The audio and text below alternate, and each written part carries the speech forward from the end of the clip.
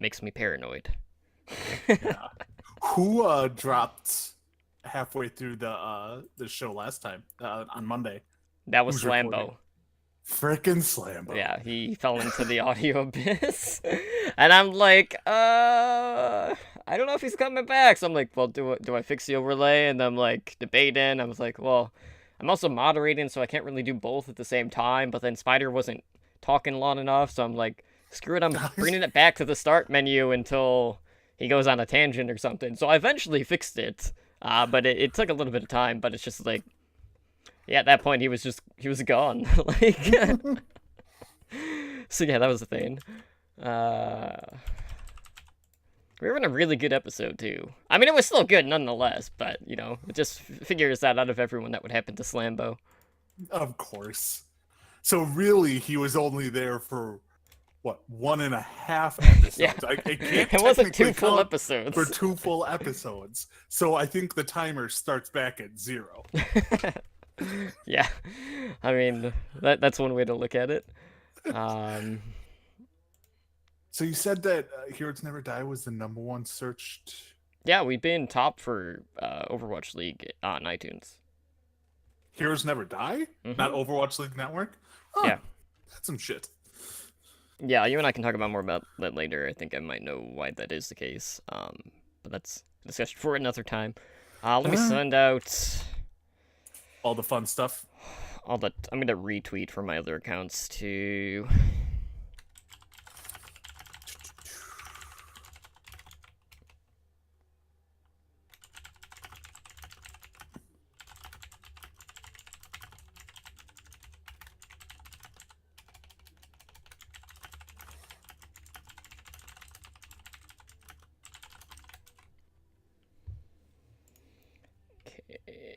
Send it from that account. I'll retweet from our Overwatch League Network one. Oh, Ren already retweeted it. Retweet. Everything in the retweets. Okay. Yeah, we had a ton of stuff going on this past week. And then next week for Path to Pro. Well, I mean, starting with this weekend anyway. I mean, there's just event after event as Contenders wraps up for season 1. So we're pretty excited. All right, while you're doing that, I just realized there's a giant crack down the side of my glass. Oh no! So I'll be right. I gotta switch glasses. All right. I'll keep sending this out.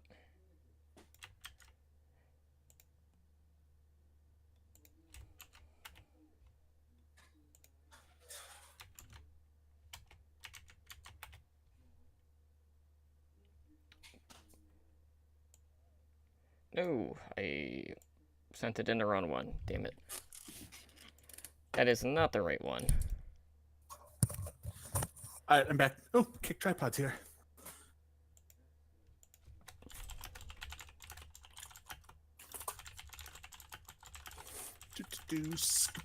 Skip-a-doo. It's been. I mean, there's just so much going on. Gotta shill everyone's endorsements for the community lead, as that is wrapping up soon. Be like, hey, do you have a podcast? Yes. Vote for any one of these 20 people. Let's get represented up at the World Cup. That's the way to do it. No, I moved my Discord, and that's just gonna F up the camera, so that's a thing. Oh. I can fix it, though.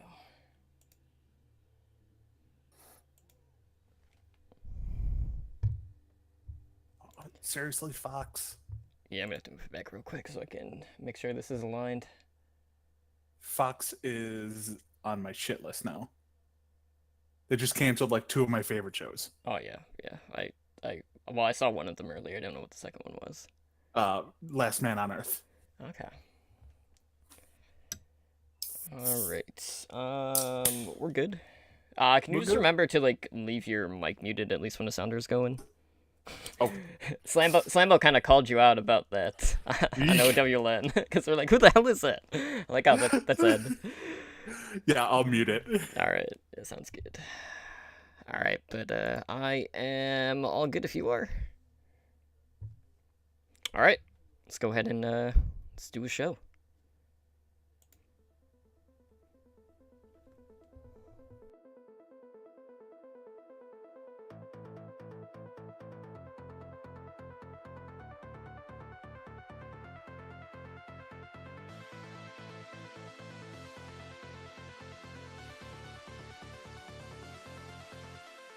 You are listening to Heroes Never Die, your one-stop spot for all the latest news, Overwatch League results, and mishaps in Overwatch. Here are your hosts, Totemly Drunk and Edinar.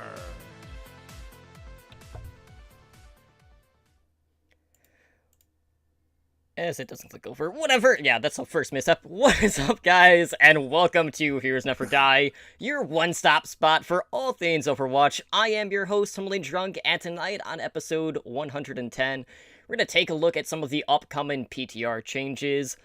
Blizzard partners with BCRF, discuss some of the hot community topics. And we got a little bit of spice there this week, and we are going to look back at Stage 3, Week 5 in the Overwatch League and get you primed for the start of Stage 4.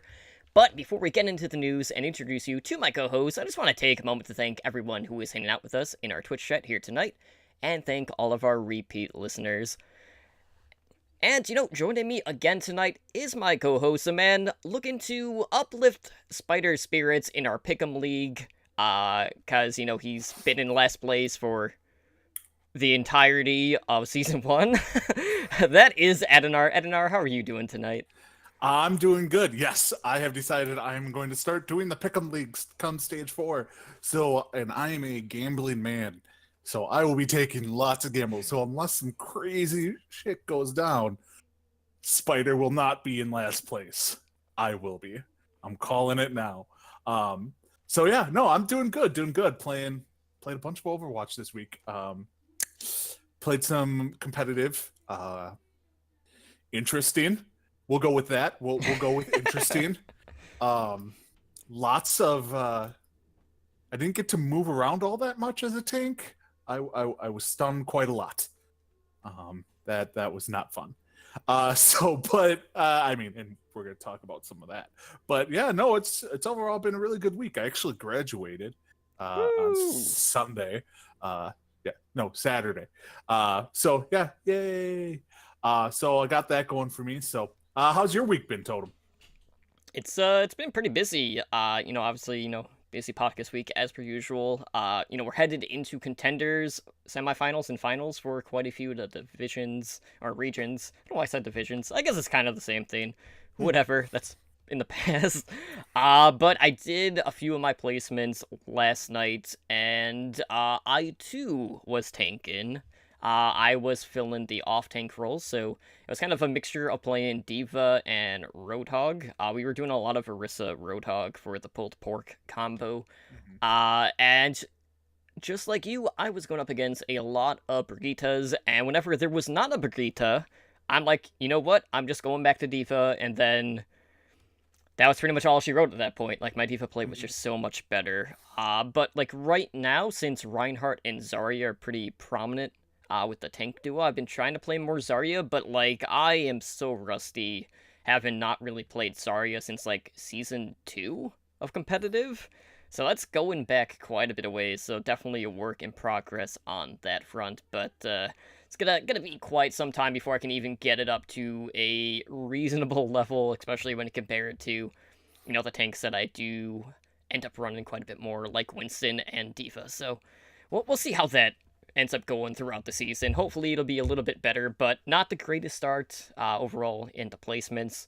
And it kind of got cut short due to BlizzCon tickets going on sale. So I did manage to snag tickets off of the first sale. We do have another sale coming up, which I will talk about here in just a little bit. But I snagged 3 tickets. I wanted to go for 4, but today was payday, so, just didn't work out that way, so that's unfortunate. But I did give one of my tickets to my partner in crime in Vashti in Convert to Raid, so got her covered, and potentially Spider if he doesn't get a ticket in the second wave. So really happy about that. I mean, I was going to go one way or another, but feels good to actually be able to get them on my own rather than having to rely on someone else, like, more than half of the time when trying to get tickets. So there is that. But that's enough, small talk. Let's talk about Overwatch. This is what we're here for.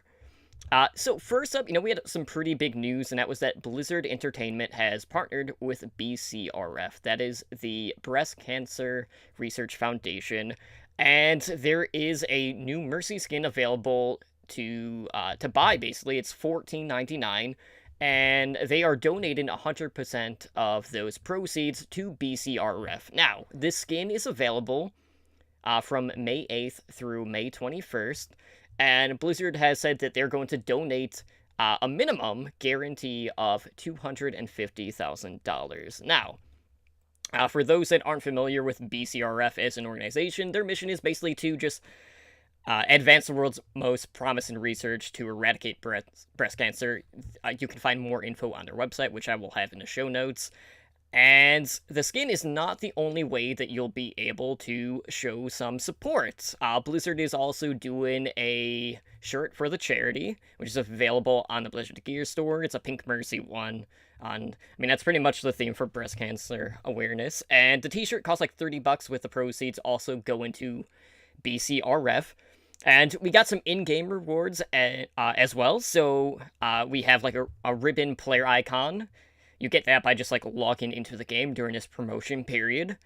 They're also doing charity streams, so you're able to earn other in-game rewards by just watching the streams. It's, 3 different tiers, so you can get a spray by watching 2 hours, you can get, another icon and another spray by watching 4 hours, and then there's 2 more sprays unlocked by watching 6 hours total. So basically, in order to get those drops, just like any other Twitch drop, at least for Overwatch League and stuff like that, you have to have your Blizzard account linked to your Twitch account. So if you haven't done that by now, you probably should. So I don't know why you wouldn't at this point, since, we're so far into Overwatch League at this point. But getting back to the charity streams, basically these are going to be going on for 2 weeks. The times kind of vary in regards to when they start and finish, but all tips and bits that are received during the charity streams will also be donated to BCRF. And there are also global Twitch emotes added for the Mercy Wings as well as the Pink Mercy as well. So just a ton of stuff coming out in support, and I have to say this was an immediate buy. I know some of the community has been $15, and I'm get over yourself. I mean, seriously, people complaining about the cost on something that's for charity purposes. I mean, people have no ends, really, with this. No, they really don't. Now, I mean, this is not the first time we've seen this from Blizzard. If any of you play WoW, the WoW pets that they used to sell for $15 to donate, I think one was earthquake relief. I can't remember what they were, but they've been doing this for a while now. So to see something like this, see it continue, is very nice.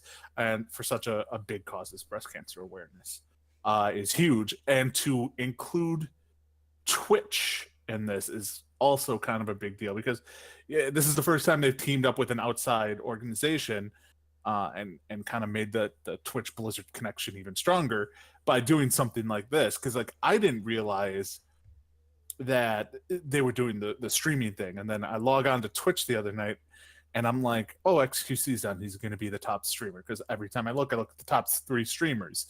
And I'm like, well, who is this Queen E? And why does she have 6,000 more people than XQC right now? And then I looked, and I'm like, oh, okay, now this makes sense. So yeah, really all you got to do is you have to watch the stream for, I think it's 6 hours to get all the sprays. Donate any bits you can. Like you said, make sure your Battle.net account is hooked up, and if it's not by now, you're not the brightest crayon in the box, because you're missing out on all these cool things that Twitch gives you just for watching. in game, and all of it's for a great cause. And I think this is gonna continue. I think you're gonna see more of this, not all the time because you don't want to oversaturate it where people won't donate, but every once in a while you could start seeing more. I think I saw one for Soldier 76 for Alzheimer's awareness or something like that, like where he could get his kid. And like I could see them starting to do other stuff like this, and this is just the start of it for them. So good on Blizzard, good on Twitch, all for a great cause. Yeah, absolutely. So definitely check out the charity streams whenever you guys get a chance. And, they have a pretty good variety. I know Rudism, I kind of shouted him out for the community content last week with his Lucio controller. I know he is on the list. Iman, another former pro player. I'm not sure what team he's on right now, but I know he is also on the list. There's just a ton of great streamers that have been approached for this opportunity. So donate if you can. If not, just retweet the tweets being sent out. There's a ton of fan art going out for the Pink Mercy as well. We've even seen a lot of the community discords kind of embracing the pink color. I know Overwatch League Daily did it. I know we did it. High Noon Pick'em did it, and a few other ones out there. The individual teams are doing it too. Yep. I know, like the Florida Mayhem, the Valiant, the only two teams that really matter. Well, both did it. So, yeah. All right, well, moving on, guys, we do have some new updates that had hit the public test realm back on May 4th, which, again, are kind of looking at some additional balance changes in regards to 2 support heroes. So, first up, we have Ana, and they looked at her biotic rifle, and they increased the clip size from 10 to 14. And then Brigitta, the new hotness, question mark? We'll have some stats on that later. They have increased the shield bash cooldown from 5 seconds to 6 seconds. So, 1, thank you. Yeah. Shield bash in itself was it's the bane of my existence as a tank. I mean, I'll straight up say it. 1 second, it's the start. I don't know if that'll be the sweet spot, but you don't want to take too much away from that ability just because her entire kit kind of works around that stun aspect of shield bash. But I'm really curious to see where exactly this is going to bring Ana, because for the longest time now, she's kind of like the reload kind of forces you to not heal. So this is basically going to give you more shots, so more throughput. So I want to kind of see whether or not she's going to see an increase of play just based off of the increased clip size. Yeah, I mean, I think she will. People really want to play. From what I've seen, people really want to play Ana. She's one of the people's favorite healers, but they feel like they have to play Brigitte, Mercy, Zen, and they're like, I don't want to, but to be effective, I have to. So I think you're going to see a lot more Ana players out there. Didn't they also change something with her? If the target is fully healed, it will the healing bullet, let's say, will pass through them. Right. Yeah, so if you keep shooting into a group, you're not going to overheal someone. You're just going to pass through them into the next person or hit somebody for damage, so on and so forth. So I think that will be a nice change to them. So yeah, no, I overall like this change, both the changes. Anytime you increase a clip size, you're making a character stronger. So yeah, I don't have this written down, but I'm pretty sure they also reduce the armor gain from Brigitta's Rally ultimate as well. I mean, they've nerfed her. Let's see, they nerfed her on live now. They've nerfed her twice on this PTR, and then we have to wait till season 2 to see it. So to see that iteration of her. Yeah, it's like watching the original iteration of Blizzard World and being like, oh, that's how bad it was. Yeah, we'll talk more about the Stage 4 patch in just a little bit, just because it's not completely set in stone as of yet. There still are ongoing discussions, but that is a very big topic kind of going on right now between Just the community, the teams, the players, the coaches, and Blizzard themselves. But next up, we actually got a pretty cool little GIF coming from the principal level designer, Dave Adams, which was like a time-lapse video of the creation of Watchpoint Gibraltar. So we basically got to see Watchpoint Gibraltar from like the blackout phase all the way through its final art phase. And he basically like talked about like kind of like the process it goes through. He says, typically it takes a couple of weeks in order for a map to be playable. So, that would include like the first capture point or maybe like the first checkpoint dependent on the map type. And then, they just keep adding on to it and playing it, and then maybe a couple more months down the line, they start to feel like they're getting there, and then they just continue to iterate until, it ships out to the live server. But what I wanted to bring up was something that he kind of made note of, and that is that they have discussed the idea of pushing out test maps to the public test realm, which would allow players to try out maps that aren't finished yet. Now, in the last PTR build, we kind of saw an unfinished version of Horizon Lunar Colony, because they were going to be making some tweaks of that down the line, and some interesting things. We had talked about some of the changes and how much advantage the defense had because they added a ton of like high ground towards the point B. But would you want like unfinished versions of maps making their way onto the PTR just to kind of test out these different ideas that they might have in regards to the level design? No. I mean, in theory, yes, it would be really cool to have something like that. But I don't think the community. This is one of those things where you're asking for it, but once you get it, you regret asking for it. Having all these, flipping maps that you get used to on the PTR, and then you want them in regular, but they're not going to be, and then people get confused, especially if they start putting like changes of certain maps onto the PTR, like updates and whatnot. Like that's where it can start to get confusing.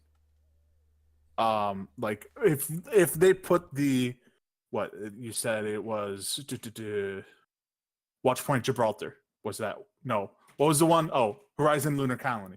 If they had that on the PTR and they kept it on the PTR, people would get confused. Like it's on PTR, they're like, "Oh, that's here," and then it goes and they go on live and it's not there. Then people are just gonna get like lost. They're gonna be like, "Oh crap, it's not there. I forgot. I'm not on PTR." And if you put these low resolution or these maps in progress, you're gonna get people's hopes up that these maps are gonna be in live and they're expecting them. And then when you pull them back, people are gonna be upset that they get all these maps, and then you take some of them away. And most of the gamer base they're greedy. They want. They want more, they want more, they want more. And they're not used to getting more, but then getting it taken away. And that is what this essentially would be doing. Like they would be sending out maps for people to test out, and ones that don't work out, they'd probably just take off the PTR. And then that would piss people off. And I think it would cause more harm than good. Mm-hmm. It's a neat idea, but I still don't see it as something that they will do or should do. Yeah, I feel like if there is a certain element that they want to try to incorporate into like the map design in itself, rather than having something that's unfinished, I would rather them use that element in one of the already existing maps. So, like, for example, we saw the introduction of jump pads, on Oasis. Same with the traffic being able to kill you. Things like that. So elements that are environmental, or just different rampways, or just launches, or power-ups, whatever. Whatever they might have in mind. We might see power-ups at some point in arcade.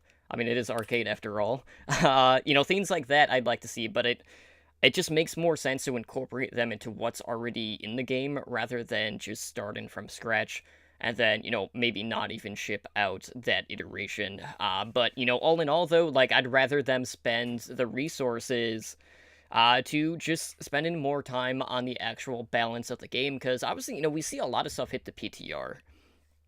And while we don't really know like the number of players that are actually touching the PTR, we have seen like a lot of times basically it goes onto the PTR and then that version, whatever it is, just ends up getting shipped to the live servers. We're not seeing that much adjustment, so it kind of goes back to the balance philosophy of the developer team. So maybe if they can just have a focal focus on design in itself, then maybe we won't go, 2+ months of someone not being competitive and then coming out of competitive and then just getting nerfed, a couple days after her introduction, like we saw with Brigitta, which is another thing that's kind of bugging a lot of people right now. Yeah. Now, one thing I will say that they could do, and it's possible, and I like the idea, is they can actually introduce, like kind of like you said, they can introduce iterations on map designs they want to do, but do it in events, like with event maps. Like we get all these event maps, or niche maps for deathmatch stuff like that. Put stuff in there and put it on live. That's not something that people are going to get pissed about if it's not balanced correctly. If your 4v4 deathmatch map has a wall in a weird place that really gives an advantage, no one cares because it's not competitive. It's basically for shits and giggles. It's for people to try out the Widow strat of just shooting up the wall and trying to snipe someone in the air. That's what I do. But I mean, yeah, attempt to do. I still, all right. I have never done it, but I still try it every single time. But test maps out that way. Test out, like you said, jump pads, stuff like that in those kind of maps before putting them into a live map that goes into competitive. That is a good idea to do. Putting maps out there for people to test without actually having it in the game. No, because the majority of people actually probably don't go on the PTR. Mm-hmm. They just read the PTR notes and overreact without actually trying it. So, I mean, the people who overreact about maps would be like, oh, this map is awesome, this map's going to be great, or I love this idea, don't actually go and play it. And if they do go and play it, most of the times they don't put it in feedback, which is the whole point of PTR. People just go on PTRs to test out the new hotness and then go back to the other game. And they don't report any bugs or anything like that. I mean, I remember that was horrible when Miss Pandaria beta came out for a while. They basically like sign up for a year, get Diablo free, and you get beta access for Miss Pandaria. And we went in and nobody was reporting anything. Everyone just wanted to try new stuff because it had been a year and a half since a new content. Like, using the PTR is great to figure out major bugs, but to figure out like if a map's going to be good, doesn't work. I think we've seen that already, not only with like Oasis Horizon Lunar Watch, because that map is not working correctly. Look at Blizzard World.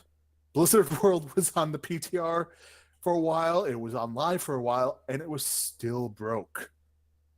And it took them a while to fix that. So, I mean, you can put stuff on the PTR all you want, it's probably not going to be effective.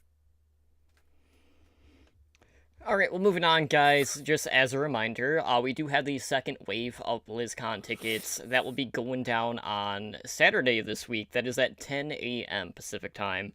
So, we also have, like, other tickets that are going on sale, kind of, like, later on in the week. So, they have the benefit dinner tickets going up on Wednesday, May 16th. So, that'll be, like, our next record date. That is at 7 p.m. Pacific time. They also have the BlizzCon opening week tickets. That is basically like the pre-rec to the esports competitions at BlizzCon. These will be taking place at the Blizzard Arena. Those tickets will go up on sale on Thursday, May 17th at 8 a.m. Pacific time. And then, of course, we still don't have any information on the virtual tickets, but I'm sure we'll get some information in regards to that in the months ahead, leading up to BlizzCon in itself. But, you still have one more chance to get tickets. I know last year they had like 3 waves, but I think that was only because they added a new hall. So, I don't know if we'll get a third wave like we did last year. So, if you don't get it in wave 2, definitely check out some of the ticket exchange sites where you can buy stuff for face value. Or ask your friends if they got extras, because a lot of times people will always be looking to get a 4 stack of tickets and then looking to sell the other ones that they do have. Yeah. Now, one thing I do want to know is, are they going to be holding the World Cup at BlizzCon, or are they going to hold it in the Blizzard Arena?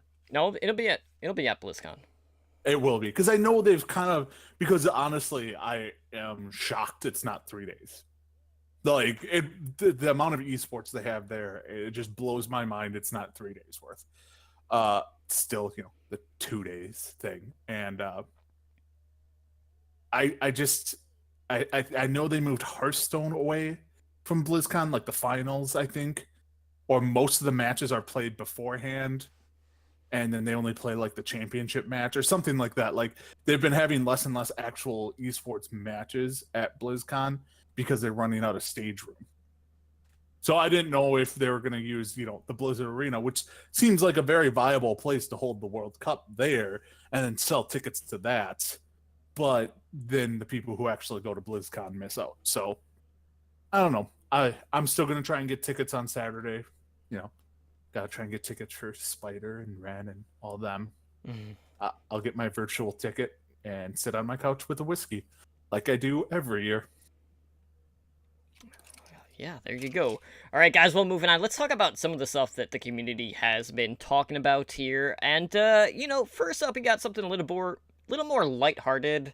In a sense, because it's more of a bug. It's not lighthearted in the actual demeanor of said bug. But, you may have noticed there is a new map in Quick Play and Arcade, that being Rialto. That is the Venice map.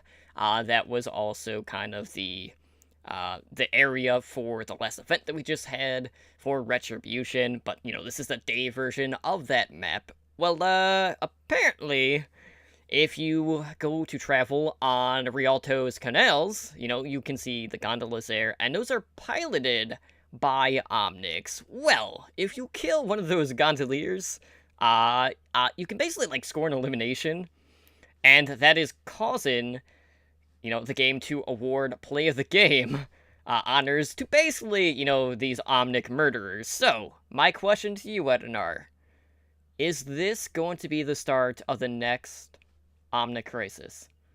Okay, so I saw this, and I went in and I tried to do this.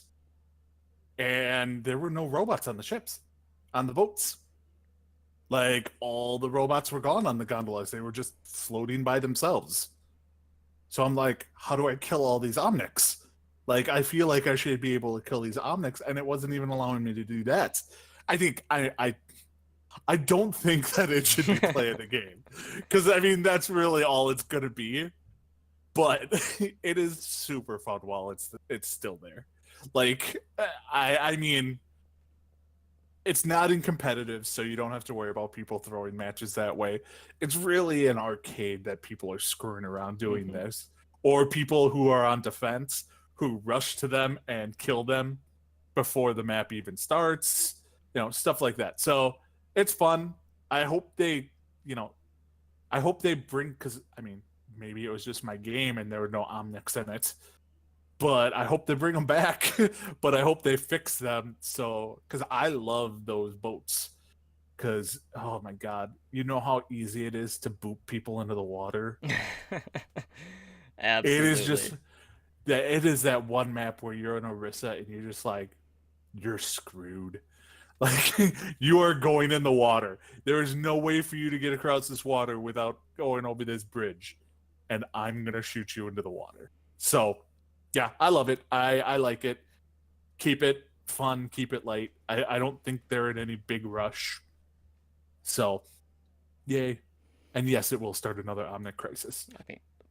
I hope not. That's the last thing we need. There's already enough areas in the world that don't like Omnics. We don't need to add Venice to that list overall. But really, though, if you're getting knocked into the water, you either can't swim or you short circuit, basically. Mhm. So Now, maybe getting assassinated is a better way to go. now I'm wondering, like, how often when you try and boot people into water there, and then they land on the boat, you're just like, my luck is awesome. Like, I'm just gonna chill on this boat.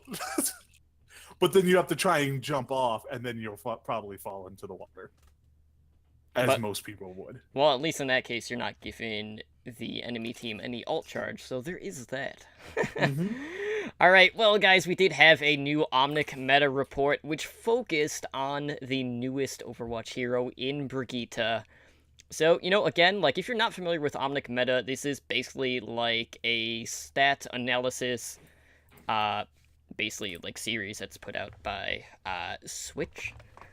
And this one, had some pretty interesting stats because, a lot of the community is pretty upset right now in regards to Brigitta and how she's been implemented and how she's been, maybe she should have been held off until some of the nerfs came through before being put into Season 10, but that's a whole nother discussion in itself. But talking about the stats, so they basically looked at a lot of things. So they started off by comparing the healing throughput of Brigitta compared to the other healers in the game.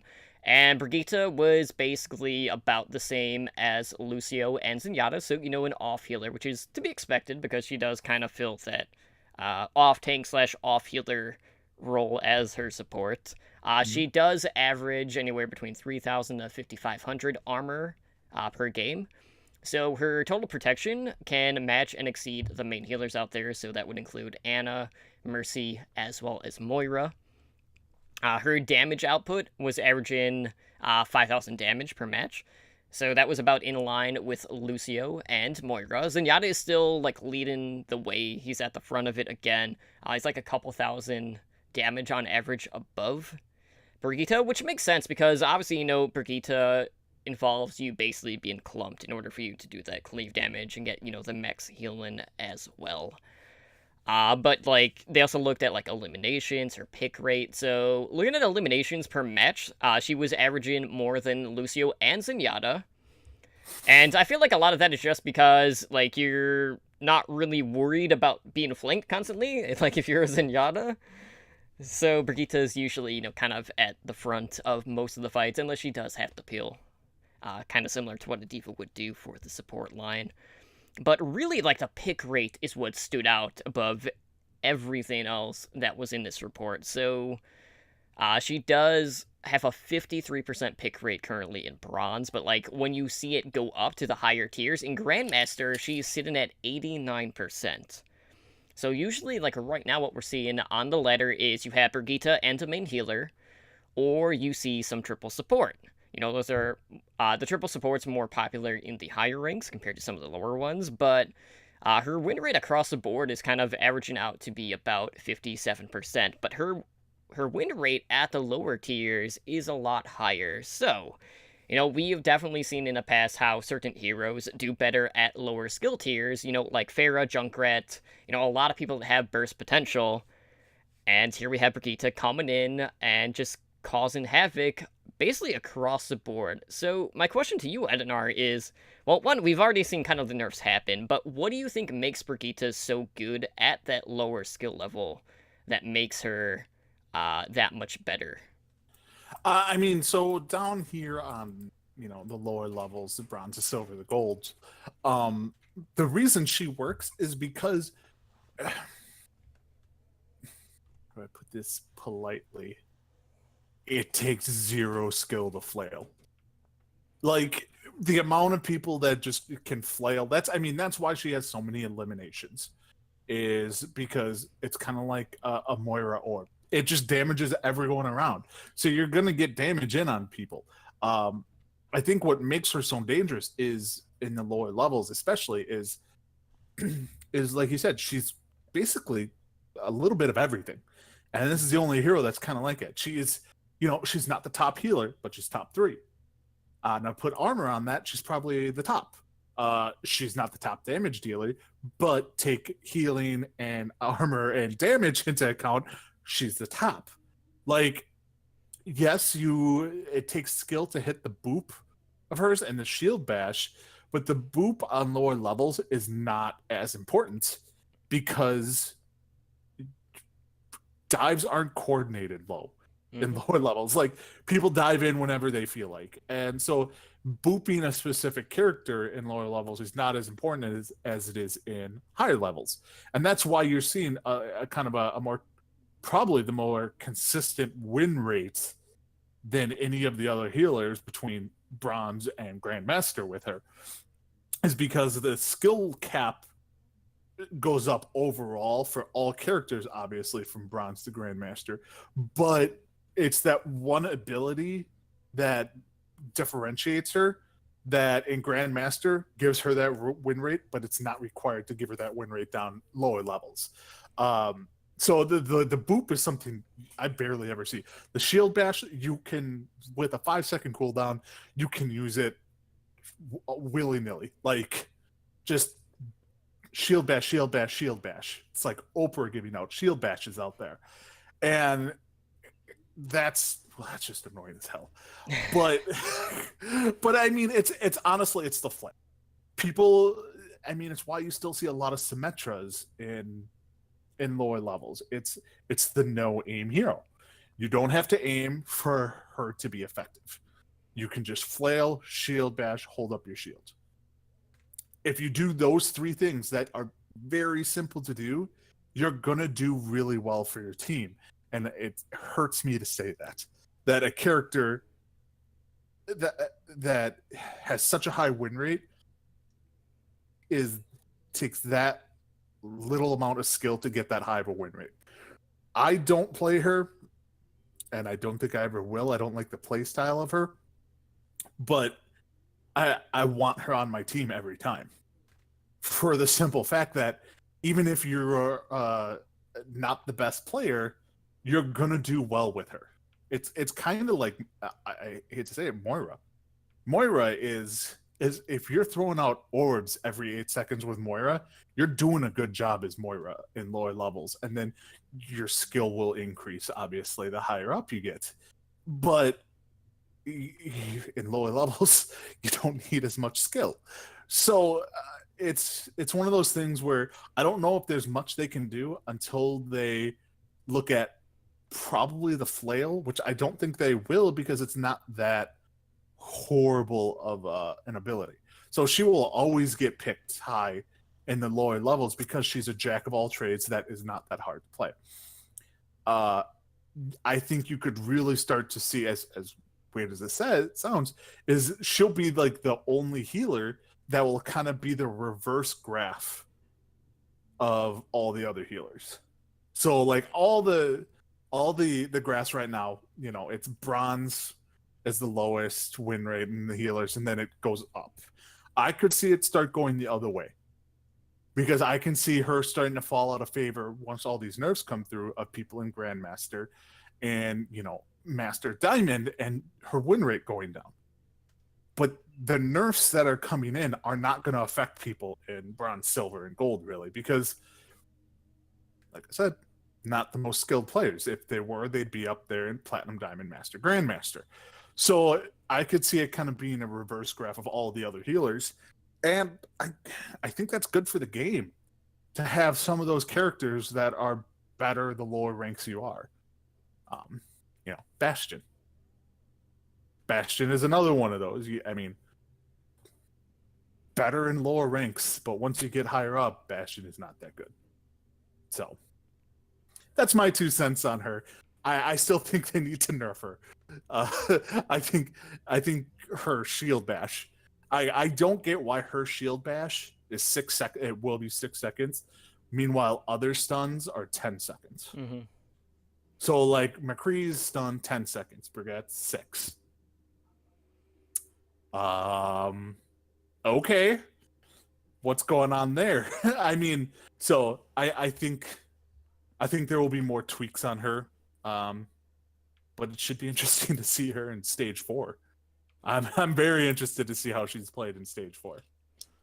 Yeah, I mean, Stage 4 is kind of up in the air right now, though, because we still don't have confirmation in regards to what patch we are going to be playing on for Stage 4. So, like, Stage 4 is kicking off on Wednesday, so, 6 days from the day that we're recording it. Obviously, tonight is Thursday night. So, we got the new map rotation, and we're going to get the Brigitta patch in Stage 4. Now, the big question mark is whether or not we are going to see the Hanzo rework in Stage 4, because, Hanzo did have some pretty big changes in regards to, one, not having Scatter Arrow. He also got his new ability, which basically makes him a better version of McCree, especially when those charge shots land. Especially so if you are damage boosted by a Mercy, which is more than likely still going to be in the meta, especially with Brigitta.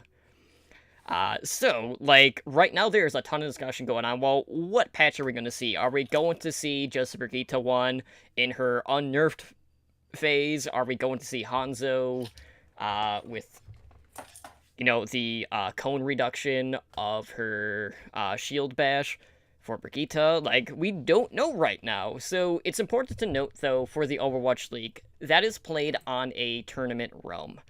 So the tournament realm just ensures that games are being played under the same conditions throughout the stage.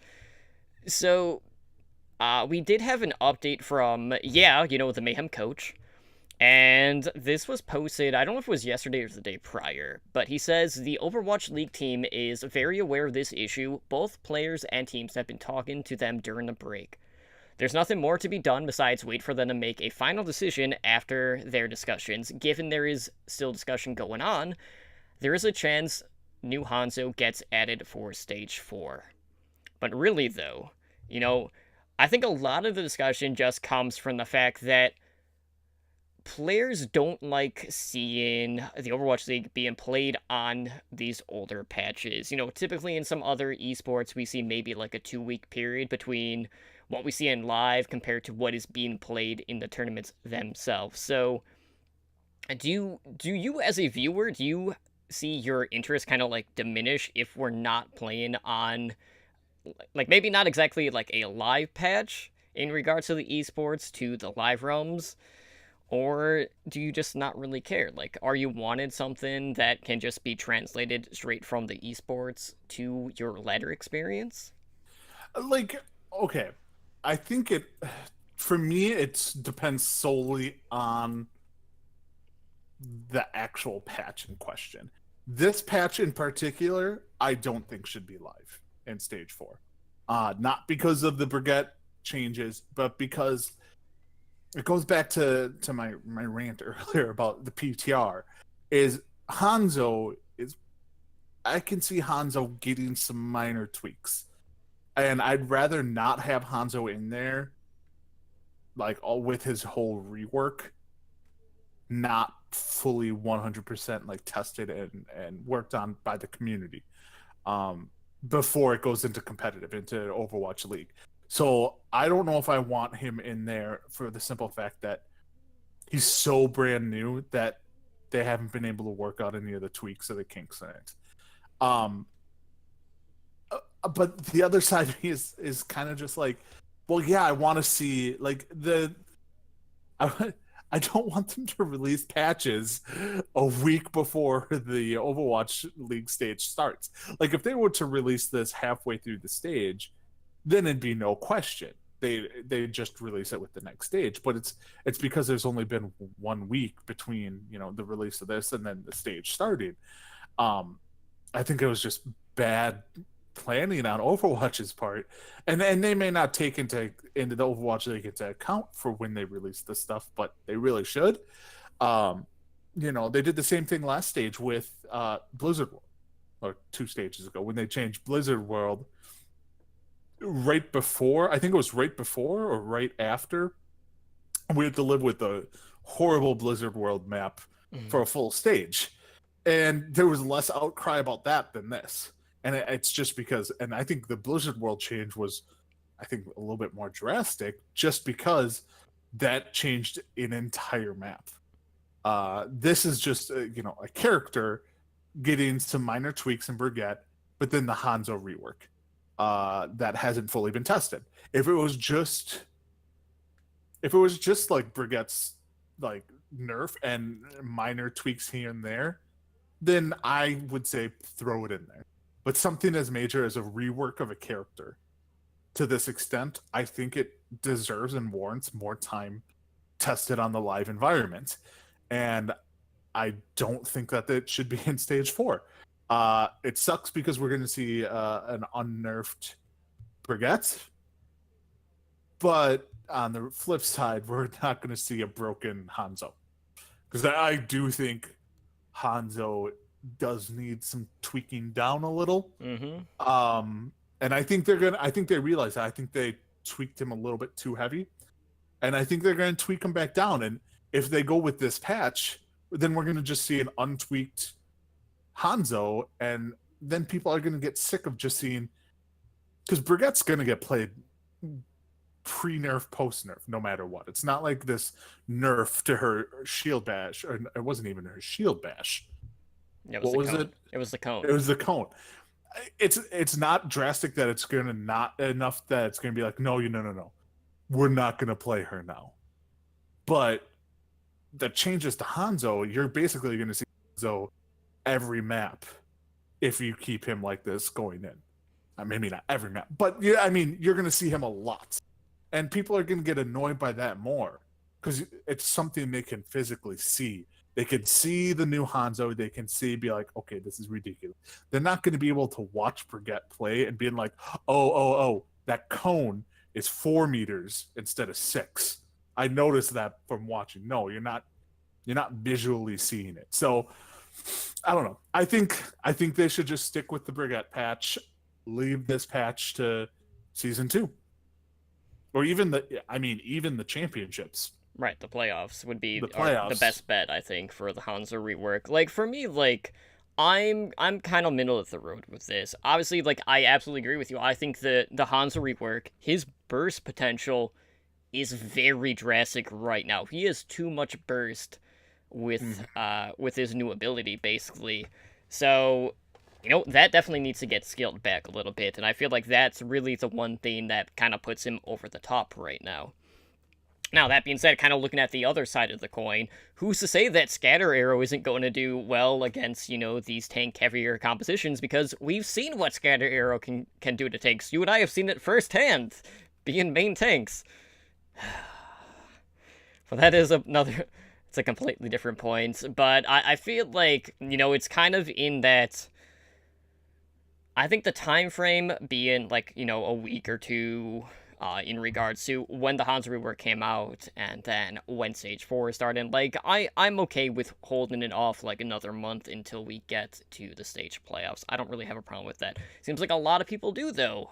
And I feel like a lot of that just is because people want to see something that is played on something that they can just go out and play. They don't want to be seeing an older iteration of a map or a hero that maybe if you see something that the player's doing, you can't really translate that into your experience over on the ladder. But definitely, Stage 4 is going to be very curious because, for one, we got to see, well, is everyone going to be running Brigitta?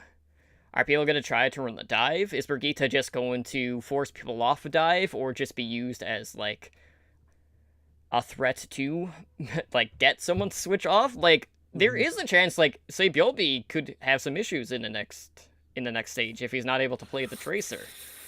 I mean, who knows? Like, there are so many question marks in regards to Stage 4 just due to the introduction of Brigitta. And, I mean, either way, I am really excited. Regardless of what patch we play on, I'm going to be watching one way or another. And, if people aren't too happy with, X patch being played over Y patch, I guarantee you they're to come back for the playoffs when all that money is on the line, and we are getting to see some play at a new venue, which we'll talk about, which I'm pretty excited about. I'd be more excited if it was somewhere else, but just saying. There may be a little bit of bias in regards to their selection, but we will talk about that later. But Speaking of the league, guys, we gotta talk about the latest Overwatch League news. There's been quite a bit of movement in regards to coaching staffs this past week. So to start things off, Boston Uprising head coach Krusty was recently released, but he did find a new home in the San Francisco Shock. And that came after the Shock had released their head coach, Brad Rahani. He was a former head coach of Selfless Gaming. And basically, Krusty's going to come in, serve as a new head coach. And then the Shock are also bringing up their Energy esports head coach, 9K, who had previously head coach Rox Orcus in Apex Challenger Season 3 and Apex Season 4. So, like, if you're comparing that to, like, the current, like, Path to Pro structure, that was basically, like, the Tier 3 scene filtering into, like, Tier 2, because Apex turned into contenders at this point. So, like, this is really, like, the first time we've seen a contenders head coach, like, stay within that organization, which I think is really cool. But, Krusty, he had really good success with Boston. Obviously, they capped off a perfect stage outside of playoffs. There's an asterisk next to that. But their regular season win streak is at 14 right now, which is also pretty damn good as well. But, the Shock, they're not completely ruled out of the season playoffs, but it's definitely going to be an uphill battle. I'd say it's a pretty big stretch if they could weasel their way into the top 6 overall. But, Krusty did a lot of great work with Boston. Boston basically went from a complete unknown to suddenly being one of the best teams in the league, despite how much you denied to see it week after week. But, we have seen a lot of coach movements throughout the league this season. And I'm not, like, really surprised with that, just because, we've seen some teams really struggle. And, we've seen internal conflicts with teams. And, maybe things aren't gelling so well with others. But we've seen, like, over half of the teams at this point, like, get rid of their head coach. And, Shock have just been added to that list. Yeah, I mean, all right, so first off, yes, I was not on the Boston hype train. And actually, I think this is a massive blow to them. Because, I mean, obviously, he went to San Francisco for a reason. My guess, money. San Francisco was probably offering a buttload of money for him to come over. Now, there were some TMZ reports out there that there, like you had mentioned on Monday in the Overwatch League Network, that there was some, tension between him and some of the players in Boston. And who knows if that's true or not. But he left there, and I wholeheartedly feel that the reason Boston did as well as they did was because of their coaching. Because of what the team went through to come out better on the other end after the whole Dreamcast skipper that whole thing, to come out on the other end a better team, that to me is not the players, because you have the same players. To me, that's the coaching stepping up and really, putting their foot down, being like, nope, this is what we're going to do. This is how we're going to succeed. This is, what we're like, this is our plan of attack. And obviously it starts with the head coach. So to lose your head coach to another team, I think this is a massive blow to Boston. And who knows if they can be the same in stage 4. And this goes back to me still doubting Boston. But I mean, it's a huge blow to them. It's a huge gain for San Francisco. Now, do I think he's going to go in there and turn around San Francisco and they're going to make the the season playoffs? No, I don't think they have a chance. They have a chance, but they really don't have a chance. And I think he's going to use this whole stage to kind of come in and evaluate the team and being like, okay, we have our off season. I evaluated the players on the team. This is what I want done. And this is what we need to do. I fully expect them to come in and be like, baby, we love you, but we don't need you on the team anymore. Like, do stuff like that. Like, just trim some of the dead weight. And I'm not saying Baby Bay or even IDD or someone like that is dead weight. It's just they don't play, and they have no Mhm. reason to play because they're 4th and 5th on the depth chart. You're not, and I'm sorry, but Baby Bay and IDDQD are probably making decent amount of money because they are popular players, and it's a way to trim some of the excess money that the team is spending is to try and get rid of those type of players who will not see because they're not playing them over Dante, Architect, and Sinatra. So he's going to come in for stage 4. Don't expect a massive turnaround. He's going to let them play how they have been playing and coach them to the best of his ability, obviously. But he's not going to come in and be like, do some sweeping changes. That's going to come during the offseason after he gets to evaluate the team. And maybe like, yeah, you could start seeing serious drastic changes. Like, he could come in and be like, we don't need Sinatra. We have Dante. We have Dante on Tracer. That's good enough for us. We like Dante as a better overall DPS player than Sinatra, so they get rid of Sinatra. These are the type of things, because he comes from kind of a team in Boston that was basically picked up a bunch of no-name players. Like, nobody really knew a whole lot about like Striker, Dreamcast, all of them before Overwatch League, and everyone assumed that they'd be bottom 3. I think, what did you guys have them at preseason? We all pretty much had him last. Yeah, I mean, a lot of the people, like, we were part of the High Noon rankings with the community members, like across the analysts and podcasters, and I'm pretty sure like everyone had him 11th or 12th in the rankings, at least going into the Overwatch League. So they were definitely bottom tier. Yeah, and I mean, I was listening to High Noon this week, and they put it best. There's no better word for it. It's Boston excels at Moneyball. If you've never seen the movie, great movie, but it's using analytics to get the best players to fit your system, not the best players possibly overall.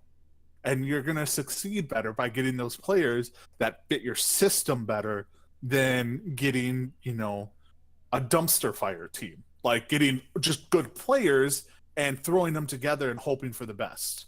This is specifically taking players, meaning like, no, I want you specifically because you do this that fits well with the team. And that's the definition of Moneyball. And they did it phenomenal in Boston. And I think Krusty is going to bring it over to San Francisco. And I think he's going to ruffle some feathers. Some surprising changes are going to happen. And I'm all for it because despite what everyone says, we all love drama in sports. We love it. Like ESPN, CBS, sports, all those networks would not be anything what they are without drama in sports. And this is just more drama in sports. So, I mean, yeah, bring it on. Go in there, shake things up, Krusty. Go to town. I mean, if you get rid of Sinatra, I think even Totem will cheer for you. What if Sinatra goes to Seoul? No, he's what if that happens? That's a hypothetical. What will you do?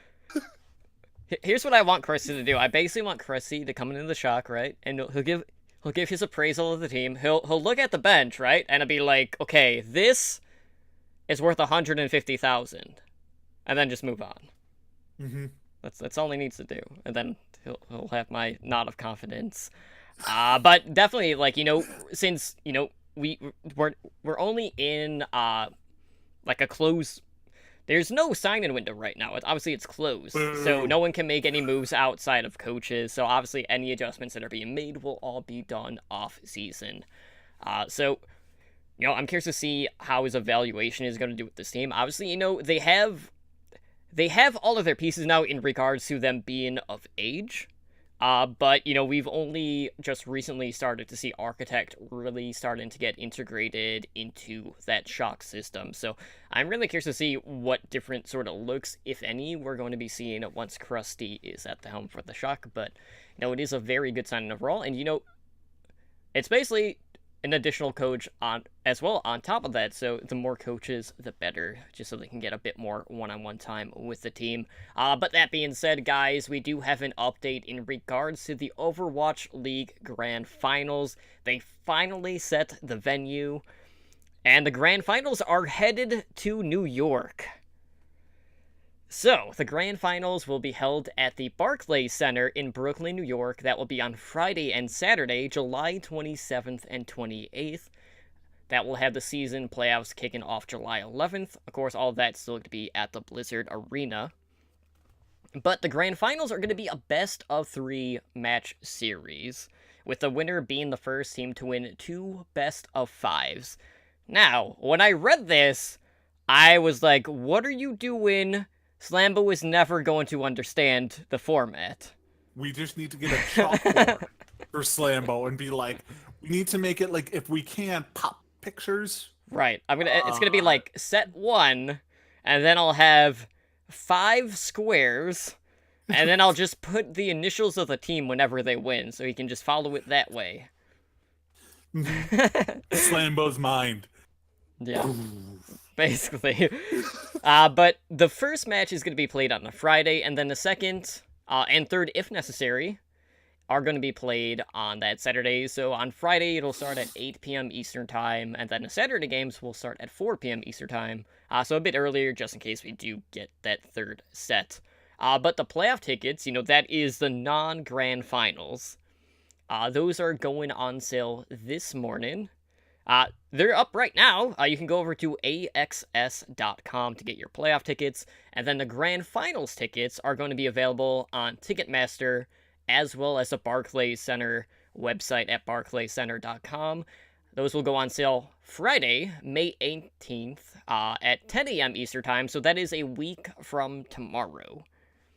So that's pretty close, but, we have to talk about this. So the grand finals are headed to New York. Now, do you think this is just because of how well New York is doing, or were they just going for the big city approach? I mean, I think everyone wants to play the conspiracy theorist.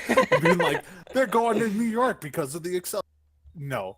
I mean, they're hitting up the 2 biggest markets, 2 of the 3 biggest markets. There's still a 3rd big market that they're ignoring right now. Chicago.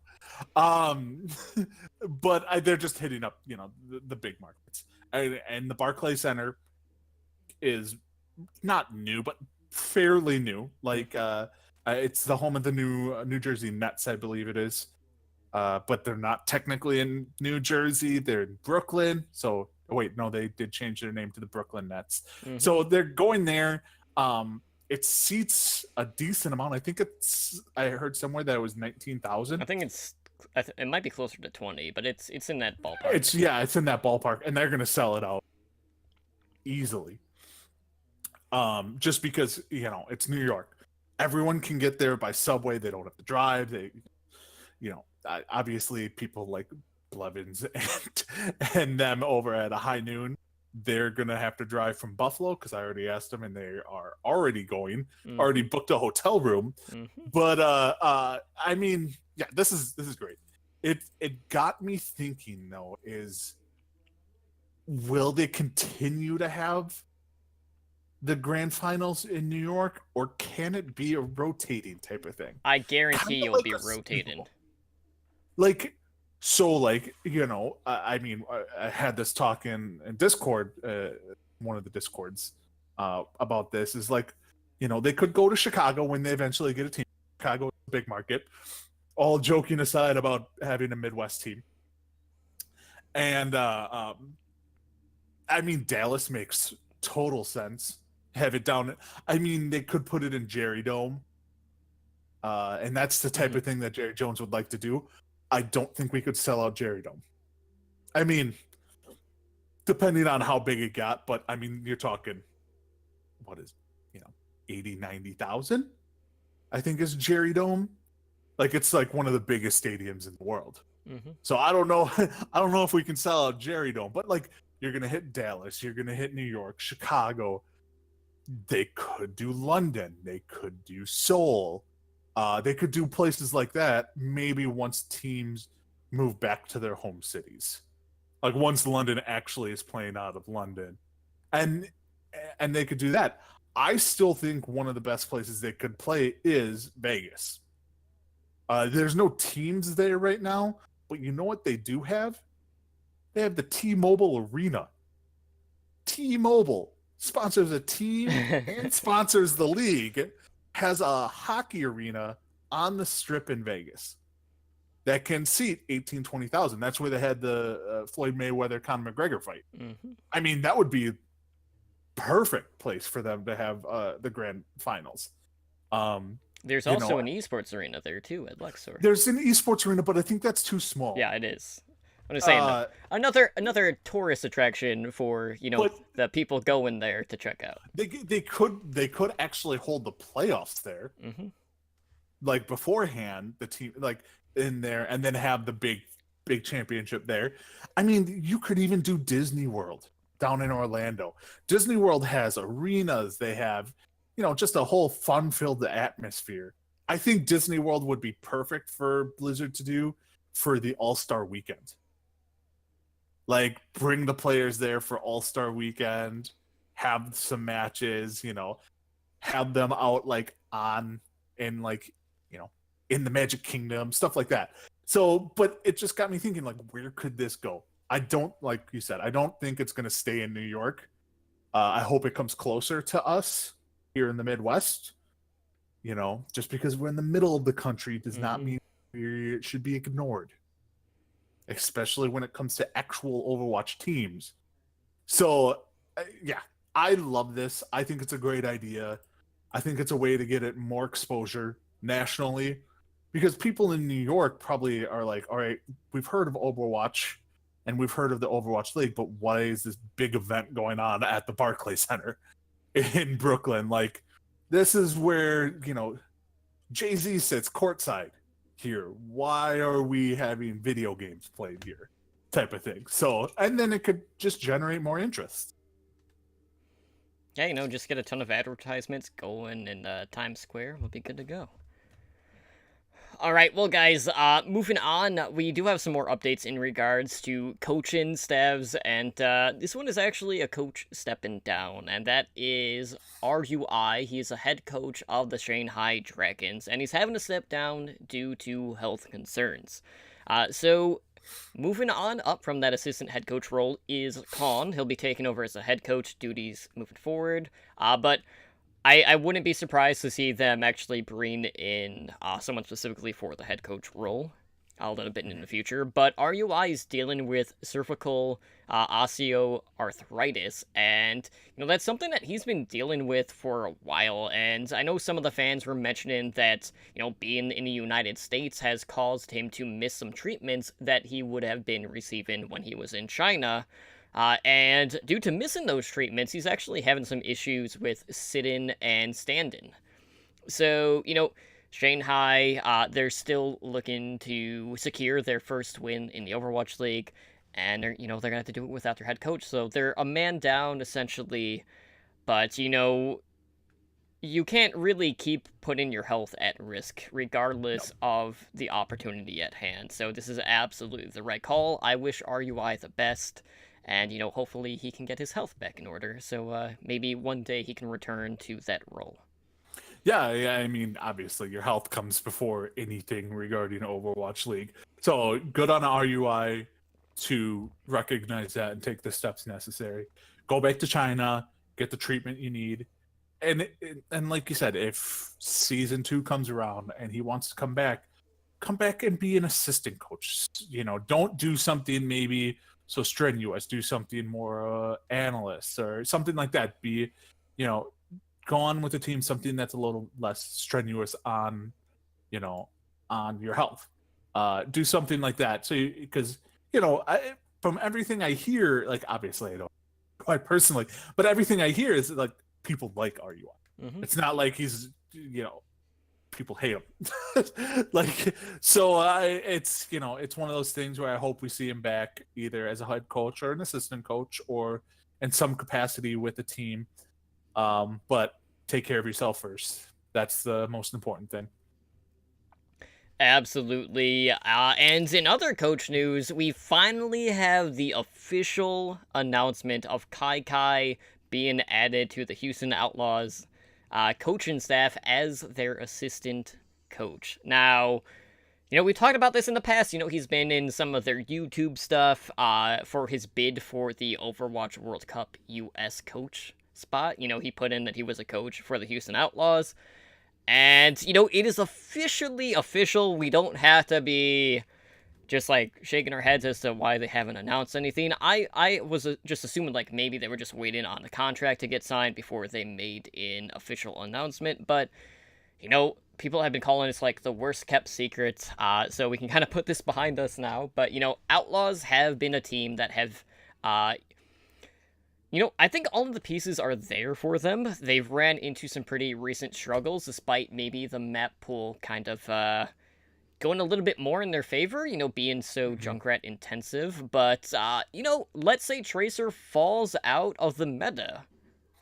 That could definitely that could definitely open up some possibilities for Houston Outlaws. So, Kai, he already has a pretty good relationship with that team. He did coach a lot of them on the United States World Cup team last year. So, I mean, this just seems like a natural fit for Kai and the Outlaws.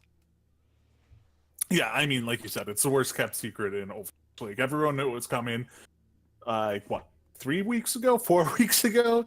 So, I mean, it's just, like you said, he's going to probably excel in the assistant coach role, especially with this team, because he knows them all. He's gonna really probably I see him being more of the go-between between the head coach and the players. Like when the head coach needs to put his foot down, he might use Kai to be the talker between the two, because all the players from all I hear is Kai is a player's coach. Players love him. So to be the person that gives bad news to players, that the head coach kind of be like, no, you tell them they need to do this and do it sternly. Kai is the perfect person to go up to Jake and Linkser and Mooma and be like, you guys are doing this wrong. You need to do it this way. And so it's kind of like he's almost like the press secretary for the head coach of the Outlaws.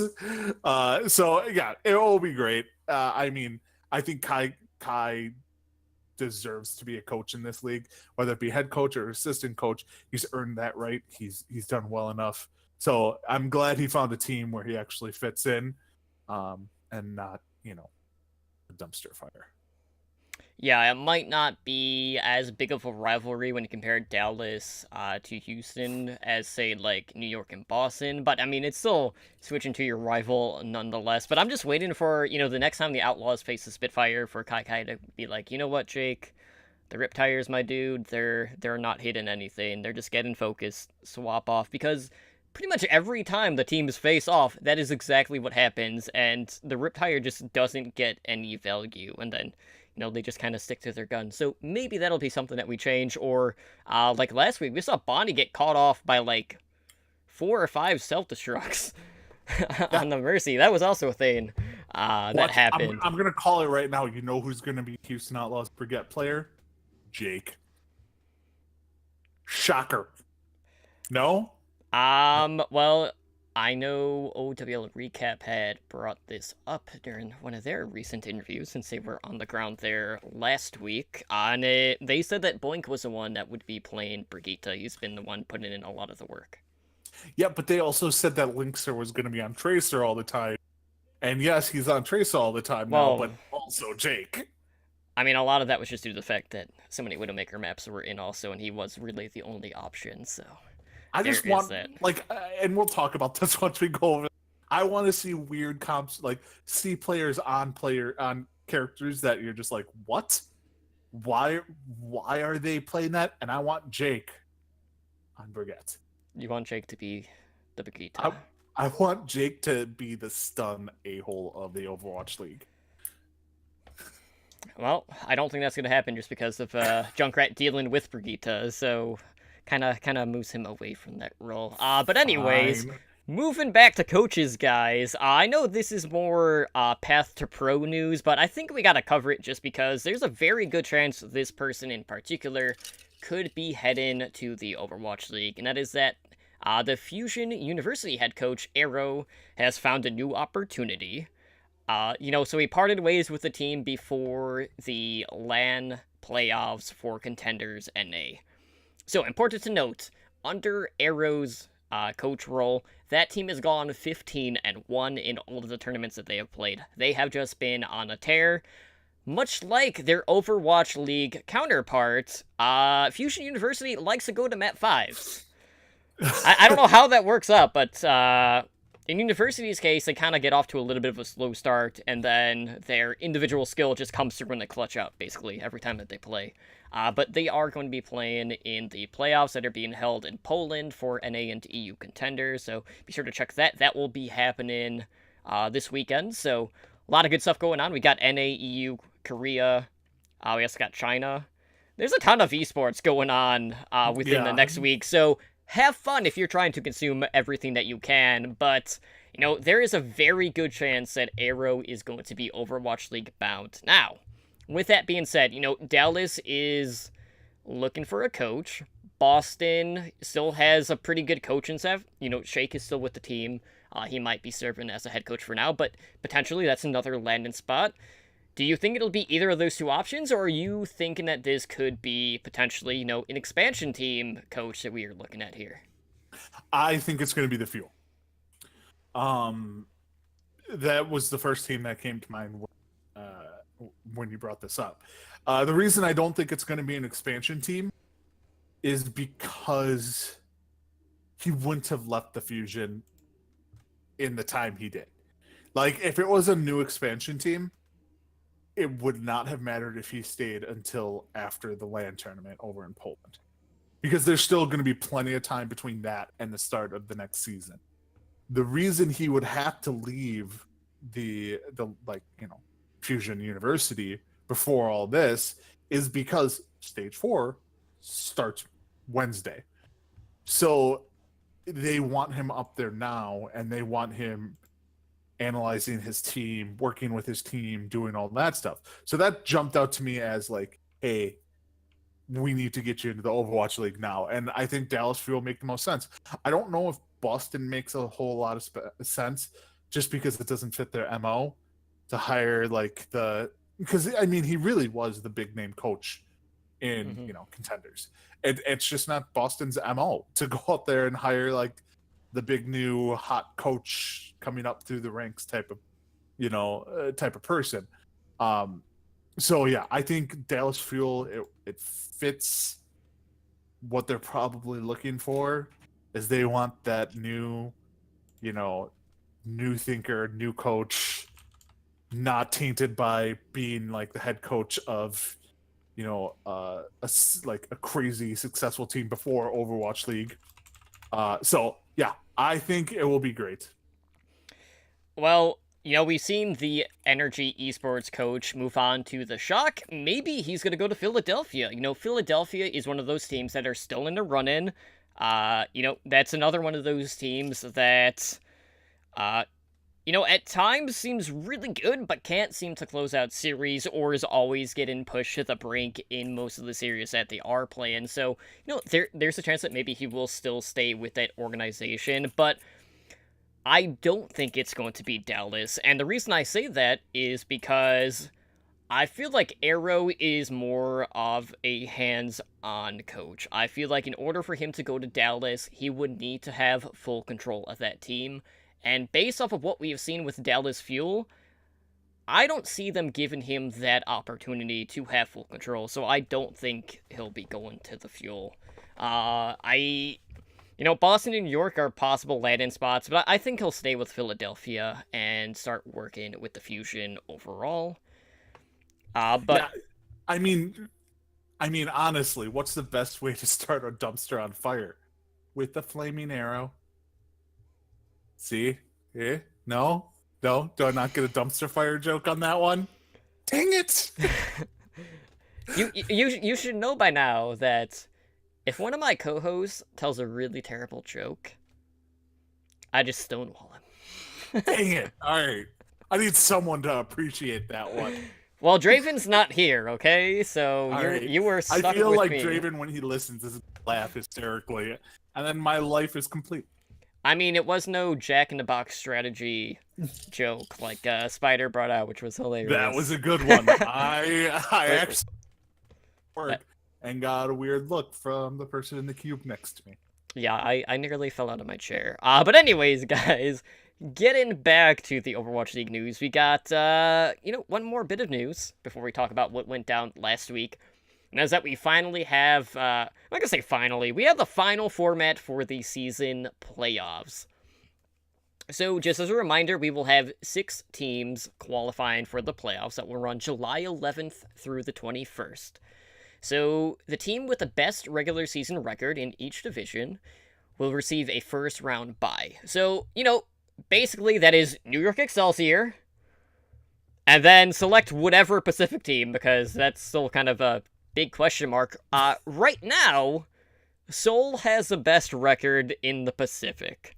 Now, we'll talk about Seoul in a little bit, because there's been some interesting recent things that have gone down, which we definitely need to talk about. But the next 4 teams, regardless of division, will qualify for the playoffs based on their season record. So we'll have the 6th seed going up against the 3rd seed, the 5th seed going up against the 4th seed, and then basically like the lowest seeded winner in the quarterfinals will face the top seed, and then, the highest one facing the 2nd seed. So each one of these series is going to be a best of 3 matches, so each match is going to be a best of 5 map. So much like the grand finals, the confusion is going to be here for Slambo, and I can only apologize so much. So Slambo, sorry, not sorry. I will help you get through the playoffs and the grand finals if you need help in regards to the format. What doesn't confuse Slambo at this point?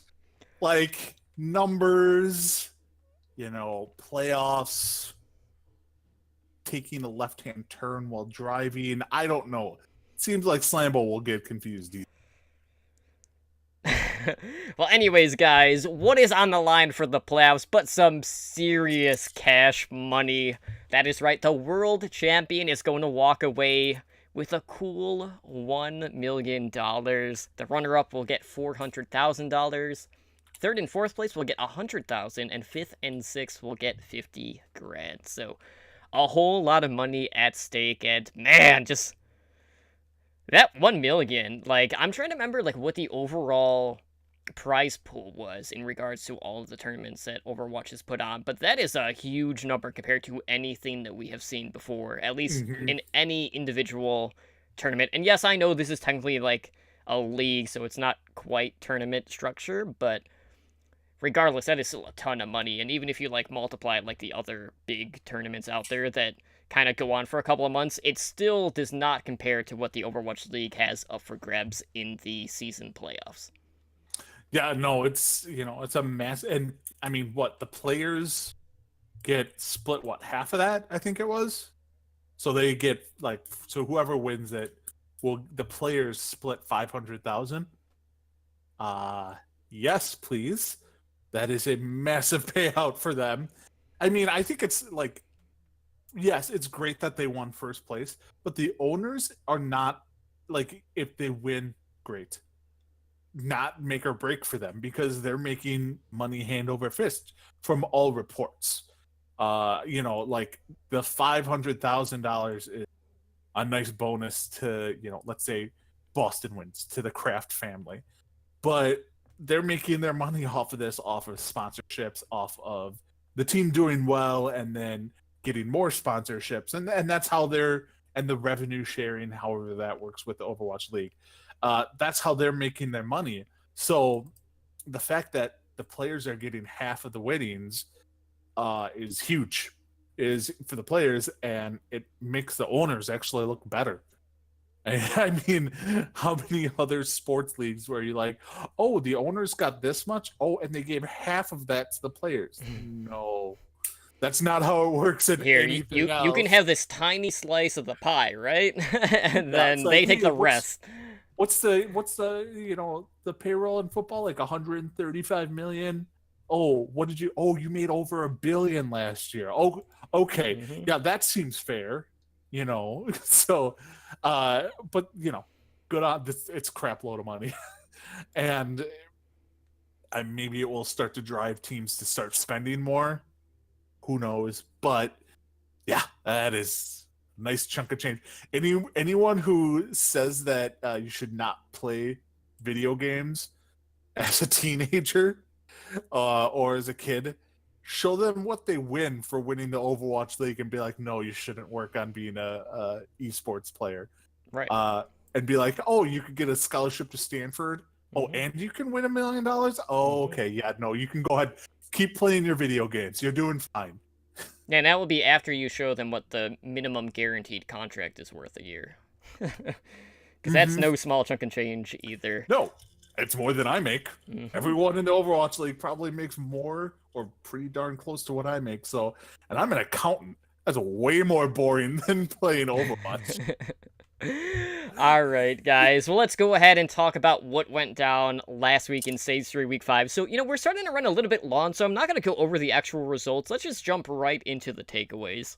I'm sure everyone already watched all the matches. If you didn't, you can always go to over.gg to find the results. But we saw some interesting things. So, as I mentioned earlier, Boston finished the stage with another 2-0 week. So this brought them up to 14 straight match wins in their regular season, and they finished the stage 10-0. So this was the first time that a team had finished 10-0. New York has finished 9-1 every single stage, still seeking that 10-0 run. Maybe that's because they're kind of holding their cards closer to the chest and letting off the gas pedal a little bit to save something for the playoffs.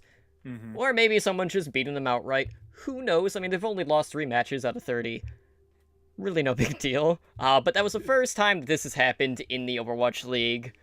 And Boston, match after match, just keeps re-breaking the record that they have for the match streak overall. And, we already talked about how, they've gone from, dead last team getting pegged by the analysts and the community to, being the number 2 team, basically. But, we got to see their continued dominance on Volskaya. And, with that 10-0 stage, they did secure the top seed for the Stage 3 playoffs. And with that, we had Huck come out for the announcement of who they wanted to pick for the playoffs for their opponent. And he basically just comes out and is like, well, we could use a warm-up, so we're going to go ahead and face the Los Angeles Gladiators. And the Blizzard Arena was so pissed in that moment with the cat. I'm not gonna say that it was shade. I think no matter who they would have picked outside of New York, it could be seen as an easy opponent. But regardless, the LA crowd was not having it. But that moment just made me laugh so hard, just because I miss things like that. Yes, people are gonna take it they're just throwing shade at LA. But still, it's little things like that that just really add a different element and builds the hype that much further, regardless of the context or how people took it. I love seeing things like that. But Boston, man, 10-0, that's just incredible. I mean, 10-0 without a win. They pulled the Patriots. They did. They pulled hey, we're really good in the regular season, but we can't finish. Yes, they went undefeated. And they did beat New York in the regular season. Mm-hmm. They did beat New York. That was New York. New York's one loss. But honestly, you ask any of them, and would you be like, would you give up any of those wins to win in the last game? And they'd all say yes. All of them would. So they can go 10-0. They can go 15-0 in the regular season. You're not winning the championship, and you're a loser. If you ain't first, you're last. Ricky Bobby. But I mean, the way they announced it was great. The only thing they could have done better is to come out and be like, we want the two LA teams to beat each other up in front of you guys. Like, and then pick New York to face, but be like, no, we want the crowd to have to decide. Are you going to cheer? Which LA team are you going to cheer for? And which LA team are you going to boo? You know, to get to the next stage. So, like, that's the only thing that could have possibly been better.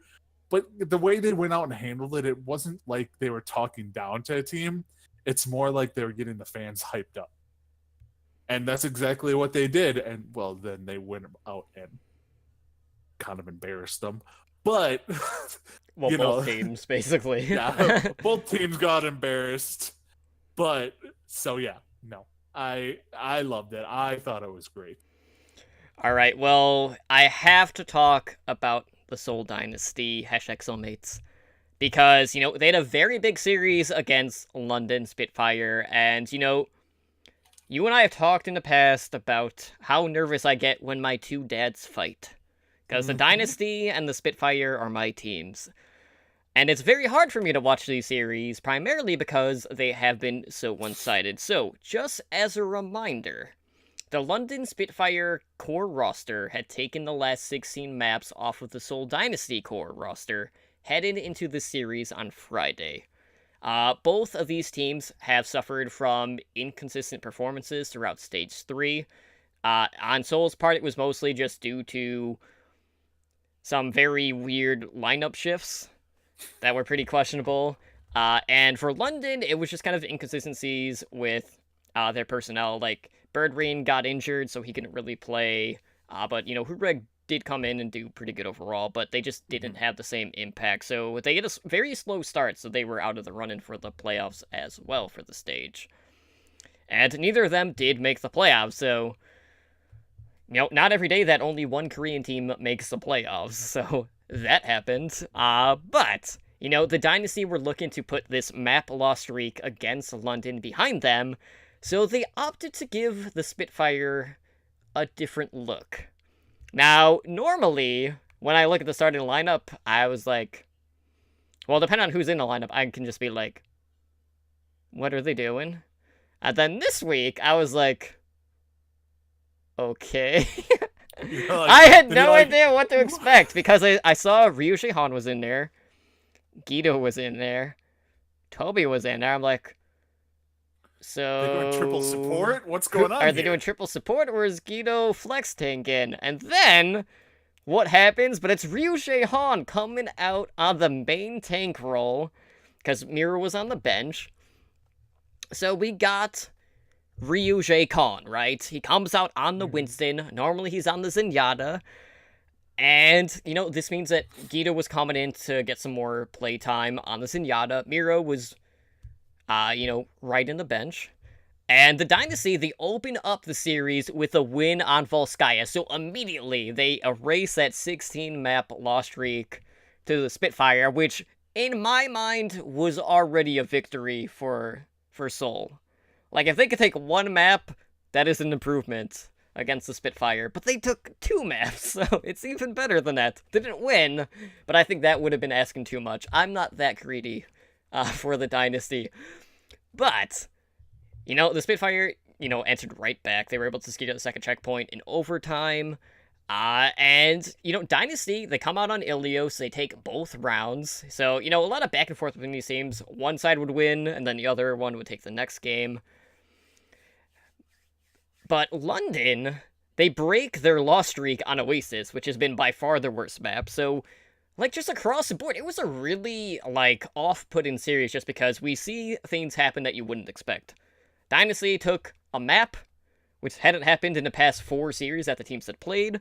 London won on Oasis, which is statistically one of the worst maps for any team.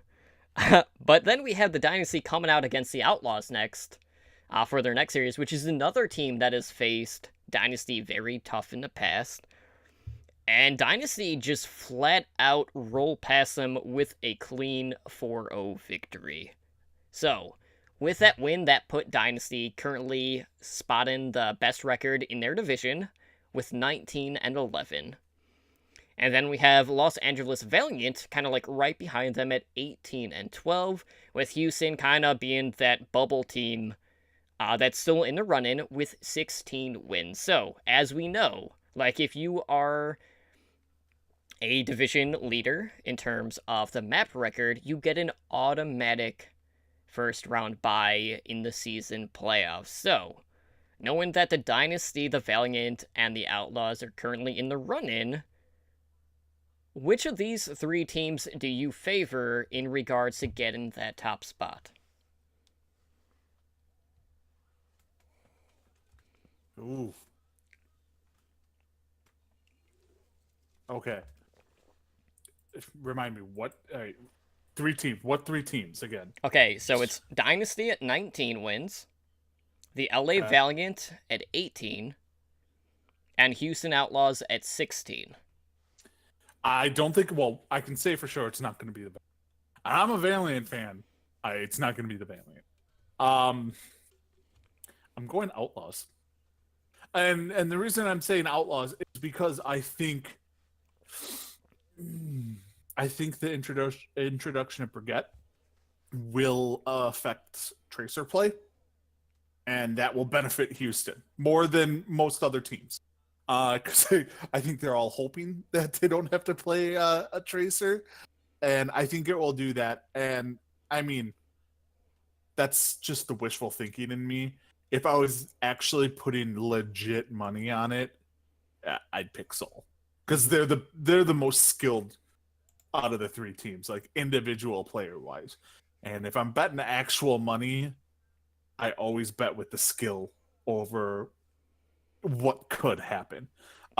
So I'm thinking it's going to be Houston, but probably going to be Seoul. Especially if Seoul, they showed a lot of aggressiveness and dive that we weren't used to seeing from them. And if they stick with it, then they could surprise people. But we've also been saying that about Seoul for 3 stages now. Like The long con. yeah, like all right, are you really what you've been working for sooner or later here, because you're not going to make it if you don't do it. But I mean, they're just too good of a team not to right the ship and start dominating. So I want it to be Outlaws, but it's going to be Seoul. I think we already know your answer. Yeah, I mean, obviously I'm pulling for Seoul. I think Houston is going to look pretty good in the new meta. But my concern is, it's like, I was kind of saying the same thing about them in Stage 3 with the map pool. And knowing Jake would be have a good opportunity to play a lot of Junkrat. And then they were just kind of middle of the road. So, you know, I think a lot of this is just going to come down to, well, how is Kai's approach going to alter just the player management of this team? Because if it has a very good effect, they could definitely have a better record at the end of the stage than the Dynasty. But, like, the Valiant, you know, I still feel like there's just been too many inconsistencies, despite what their record may show, for me to really put my horses behind them, basically. But really, it's just like, it's very hard to imagine, well, okay, is Dynasty just going to keep, like, are they going to maintain Ryuji Han on the main tank role? Are they going to, you know, keep Miro on the bench? Because Miro's issue wasn't that he's not a good player, it was just the fact that everyone knows his playbook, because he's been approaching Winston basically the same way for like 2.5 years at this point. And at least with Ryuji Han on that main tank role, you know, as someone that played a lot of flex support, like, he has a mindset of a Zenyatta already, so he knows when, you know, they're going to get dove. He knows when the Tracer is going to be harassing. He knows, you know, when he needs a peel, basically. And, you know, he did manage to open up a ton of space for Fleta, and Fleta was really popping off. So, you know, kind of looking ahead at Stage 4, we know that Pharah's going to be good with dealing with Brigitta. We know Junkrat is going to be good. You know, Wakit plays a very good Junkrat, as does Fleta. Fleta also can bring the Pharah. Actually, both of them can. So, you know, we might even get to see double projectile, which would be very good for the Dynasty. So, like, if who's going to be their Brigitte player? Could it be Ryu Jaehong? Like, I mean, they got him more accustomed to being in the tanky type role, and that's. I mean, Brigitte is she's a healer, but she has to play as almost like a tank when she's playing in the match because she has to be in the mix to be remotely effective. So maybe they're just getting him that sense of trying to work with the other tank to see how well that meshes. And they could put Ryu Jaehong on Brigitte to be that, that flex support, flex tank type player, which a lot of people, because it's going to go one way or the other. It's going to be either 3 support or 2 tanks and her type of thing, and then with one like a main other healer. support. Yeah, and then 2 DPS. So it's going to be one of those 2 situations, and maybe they're just trying to get his Ryu Jaehong's communication with the tanks up a little.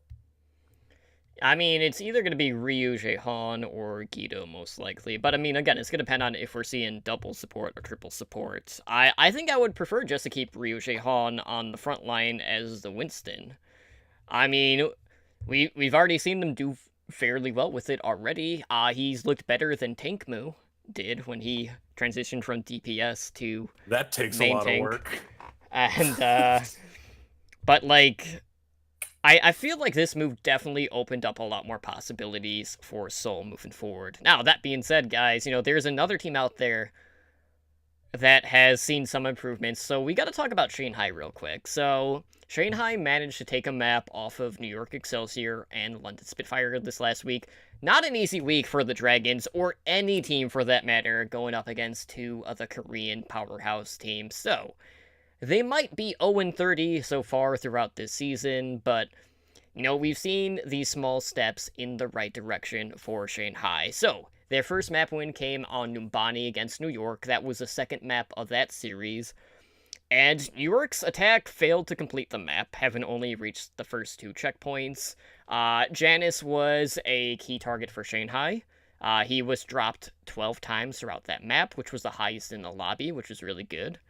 And the DPS kill totals were pretty even between the 2 teams, but the Dragons' front line had died less and got more kills than New York did on that map. So that the tank line definitely kind of swayed that particular map. And then looking at their other win, which was against the Spitfire, this one came on map 4, which was Junkertown in this set. Junkertown being, I think they got like 2 map wins on that one throughout that stage, so I think that might have been like their best win percentage in terms of maps for the last stage. But again, like Junkertown's one of like the off-meta maps, so take that for what it is. But Dragons complete the map with 1 minute and 46 seconds left on the clock, so they still have that time bank to work with, and Spitfire aren't able to complete the map. So, it looks like the Dragons' win condition is, okay, your defense just has to hold.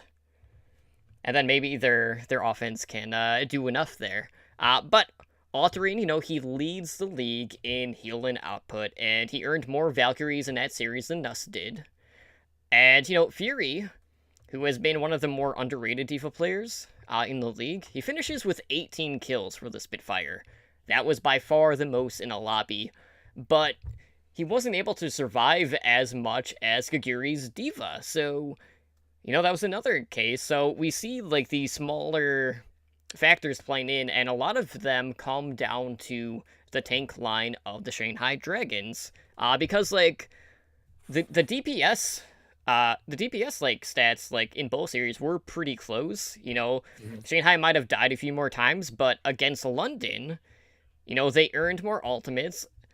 Their DPS duo had more kills overall, so they were definitely leading the charge there as well. But, taking maps off of a team like New York and London is definitely like a vote of confidence. And, we know the maps that are coming out, and we'll get a new meta. So maybe this is exactly the catalyst that the Shanghai Dragons need to propel them to that first victory, which could come against the Dallas Fuel, because they do open up against them next week in Stage 4. Yeah, I mean, I've said this all stage 3. with once we got the new players. Shanghai has skill. They just aren't playing as a team. And once they figure that out, they're going to get their first win, and they're going to get a couple of other wins. I think they're starting to turn that corner, and they showed that this week, obviously, with a map win against New York and London. I would be shocked if they don't beat Dallas next week. I mean, yeah, I would be shocked if they don't beat Dallas next week. It's one of those things where it's, I really like Shanghai. I think they're gonna really make that next step up for them in the off season and come back in season 2 and really surprise people. Stage 4 is gonna probably be a little bit of their coming out party, and I think they're gonna get at least 3 wins. I'm gonna say 3 wins in stage 4, which obviously it doesn't seem like oh my god, they got 3 wins. When you have 0, 3 wins in a stage is a lot, but the skill is there. They're gonna beat Dallas. They're probably gonna beat the Mayhem, and then I think they're gonna surprise a team like. They could surprise somebody like the Shock or the I was going to say, Gladiators. Shock would have been the other team that's kind of bottom of the standings currently. They could. I wouldn't be like. There are a couple of teams where I'd be shocked if they beat Philadelphia. Wouldn't be shocked. It would be in a map 5 though. Yeah, definitely a map 5. I mean, if they beat Boston, I wouldn't be as surprised. But I'm not that high on Boston as we have talked about for a while now. But the Gladiators, they could beat the Valiant. I think the only a couple teams where I'd be like legit shocked would be like, is if they beat New York, London, Houston, and Seoul. I think those 4 teams I'd actually be shocked if they beat them. All the rest I could see them beating. Okay, so you heard it I here. hope they They're do. going to finish 6-4. If they finish 6-4, I don't care what place I'm in. I win the Pick'em League. I don't care. Fair enough. All right, guys. So let's go ahead and talk about the stage playoffs that went down on Sunday. Obviously, Boston and New York were the top 2 teams, and they pretty much proved that. Boston opens up against the LA Gladiators, their chosen opponent. And, they just dismantled the Gladiators and really deflated that home crowd. Like, you could hear a pin drop in the Blizzard Arena.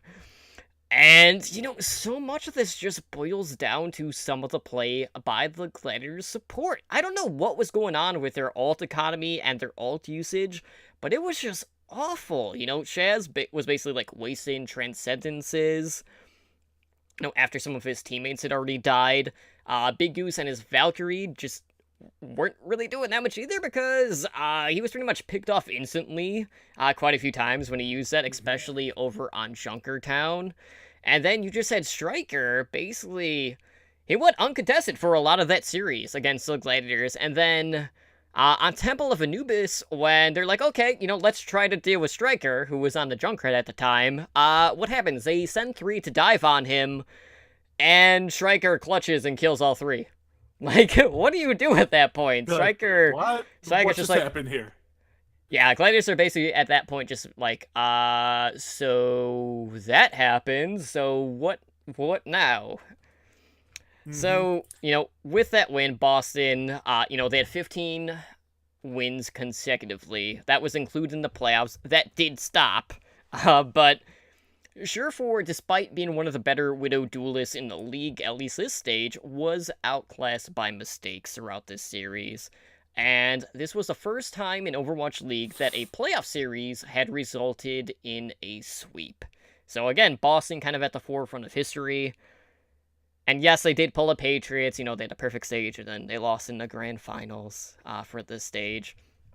But regardless, going back to what Huck said, this was essentially a warm-up game for them to get to New York, and that's exactly what it was. Yeah, it was one of those. I think the pressure got to the players.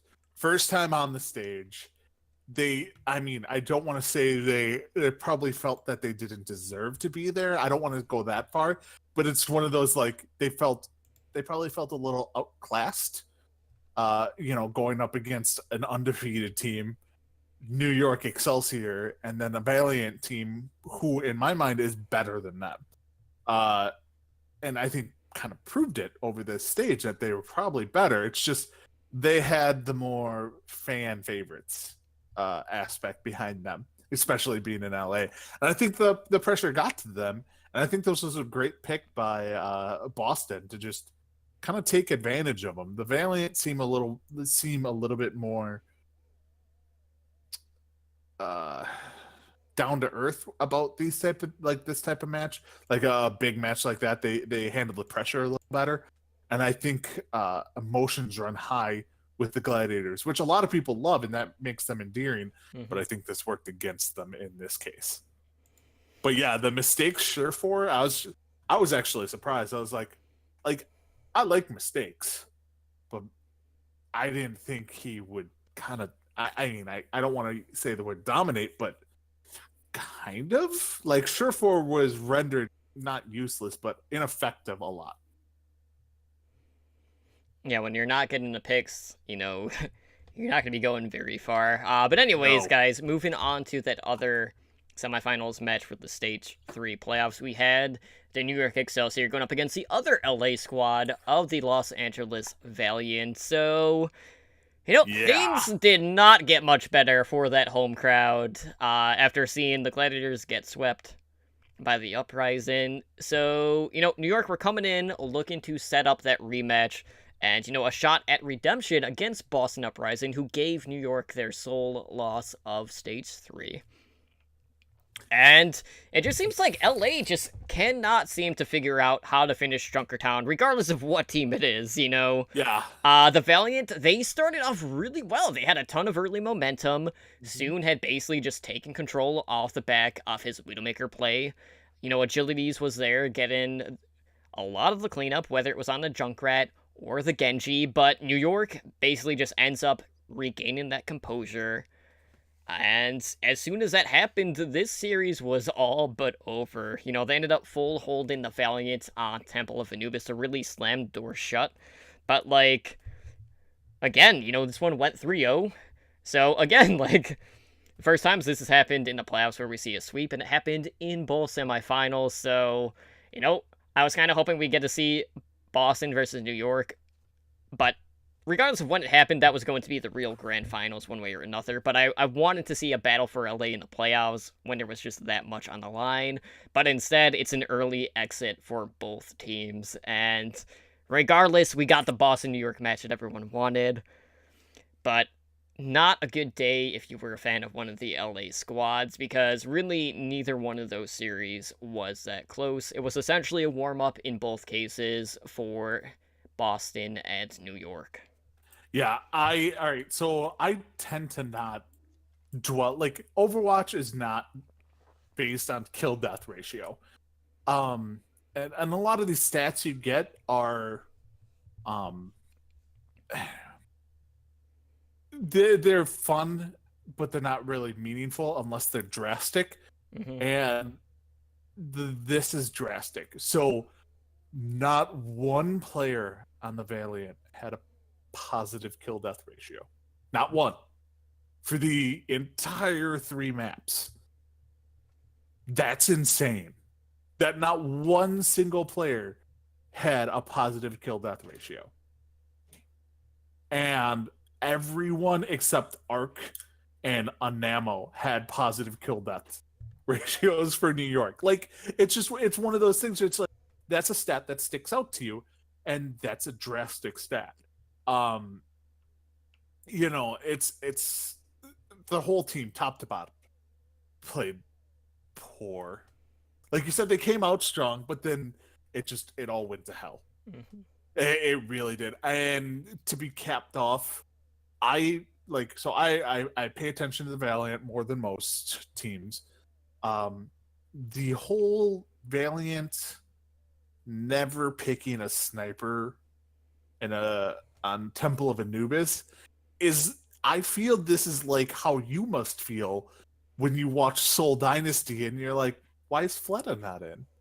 Wait, why is Ryu Jae Hong not in? Like, it seems like one of those, okay, so you're just going to give the other sniper, like, free range to do whatever they want and pick apart your team, and they never do good on Temple of Anubis because the opponent's sniper just takes them out. Mm-hmm. And you're relying on Bunny to take out the sniper, which is not an easy task to do on Temple of Anubis Point A. So it was just bad play. It was just really bad play. And it was it was embarrassing at points. So yeah, no, it was a warm-up match for New York. I don't think they really took it serious. I mean, they played basically, what was it? I mean, they played like 10 people. 10 of the 12 the New York Excelsior played in this match, in these 3 maps. And that goes to show you, if you're beating a team and you're going to destroy them, you start throwing backups. Mm-hmm. So, all right, guys. Well, moving on to those Stage 3 finals, we did have the Boston Uprising going up against New York Excelsior.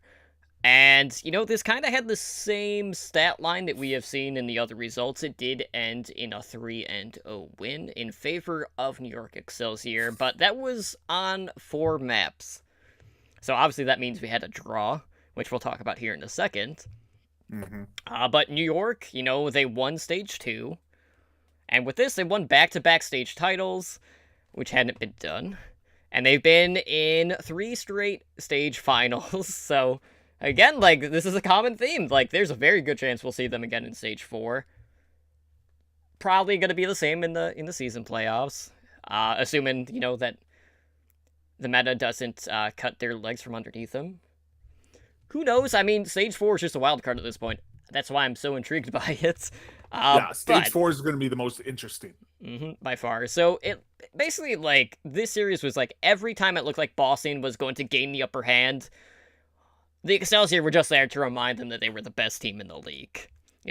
We had Route 66, and Boston just got shut down in the final push to secure the 3rd point. So, not being able to complete the map doesn't help. We did see a lot of back and forth on Nepal. That was a very close series on Village and Sanctum. And Boston did manage to get it to 99% on both rounds, but New York still won in the end. But, we ended up going to Volskaya, which... As we mentioned, Boston had been undefeated on. Mm-hmm. And, you would feel very confident going into that match, knowing that you would take in that particular map 10 times, when you had played on it. And Boston could not win on their best map. It ended in a draw. Now, that being said, if you're not able to win on your best map, you have to assume, that would be just a crushing blow for team morale. Yep. Because that was your best shot. A win on Volskaya could have gotten you that momentum and propelled you to maybe get in a second win to, force another map. But not being able to close out on Volskaya was definitely, the final nail in the coffin for Boston in the stage finals. Yeah, it's just... After you lose a map that you're basically all right, if all else fails, we're going to win this map, Mm-hmm. and you don't win it, you're done. Yeah, I mean, any Boston fan after the map thought they still had a chance. You're dreaming. They weren't coming back from that. And obviously they didn't. New York, now I will say this, New York kind of played out of their minds. They brought out some strats that you don't typically see, and I think they've said that that's what they do, is they have specific strats for specific, and you also have Sebayobi, self-proclaimed greatest tracer in the world.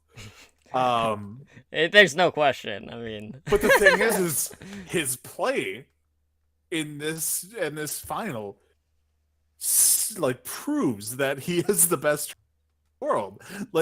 He backed it up with play, and New York just came in and were just dominant, and they took a tie to a team undefeated on a map and undefeated through the stage, and they tied them on their best map. That's a win right there. That's a win for New York. Um, so when you start off 2-0-1 and you're best of 5, I mean, yeah, it was over at that point. It was great to watch, but and you had that small like, ooh, can Boston bring the upset? And then you're just like, you saw New York actually play, and you're like, nope, they cannot. It wasn't close. Like the championship match was not like the closest matches we probably had was probably Boston versus the Gladiators. Was probably the closest we've seen out of the playoff matches. And that was still 3-0. Like these were very lopsided, stage 3 playoff matches. So I kind of hope it gets a little better, but you always like a good dominant win. Yeah, it was really New York putting their foot down. We knew that they would have more time to prepare for Boston this time around, and that was really the big question mark. Would that preparation ultimately, give New York the win? And without question, that was the case. Boston, for all of their strengths and how good their dive composition has been with the consistency that they have had, they weren't able to get to Jonak like they did in that win that they had the last time they met. And Zabilby, we talk about his, like, how he's done and being the best tracer in the league. Striker had been quietly been in the discussion, basically, as one of the best tracers. He's been creeping up on him. And, stat-wise, it was close, but really not so close in a sense, because basically, the way that you can look at the tracer picture right now in the Overwatch League is there is Sabilby, and then there is everyone else. Yep. That is basically how it is, and that's probably how it's going to stay. Now, are things going to change in Stage 4?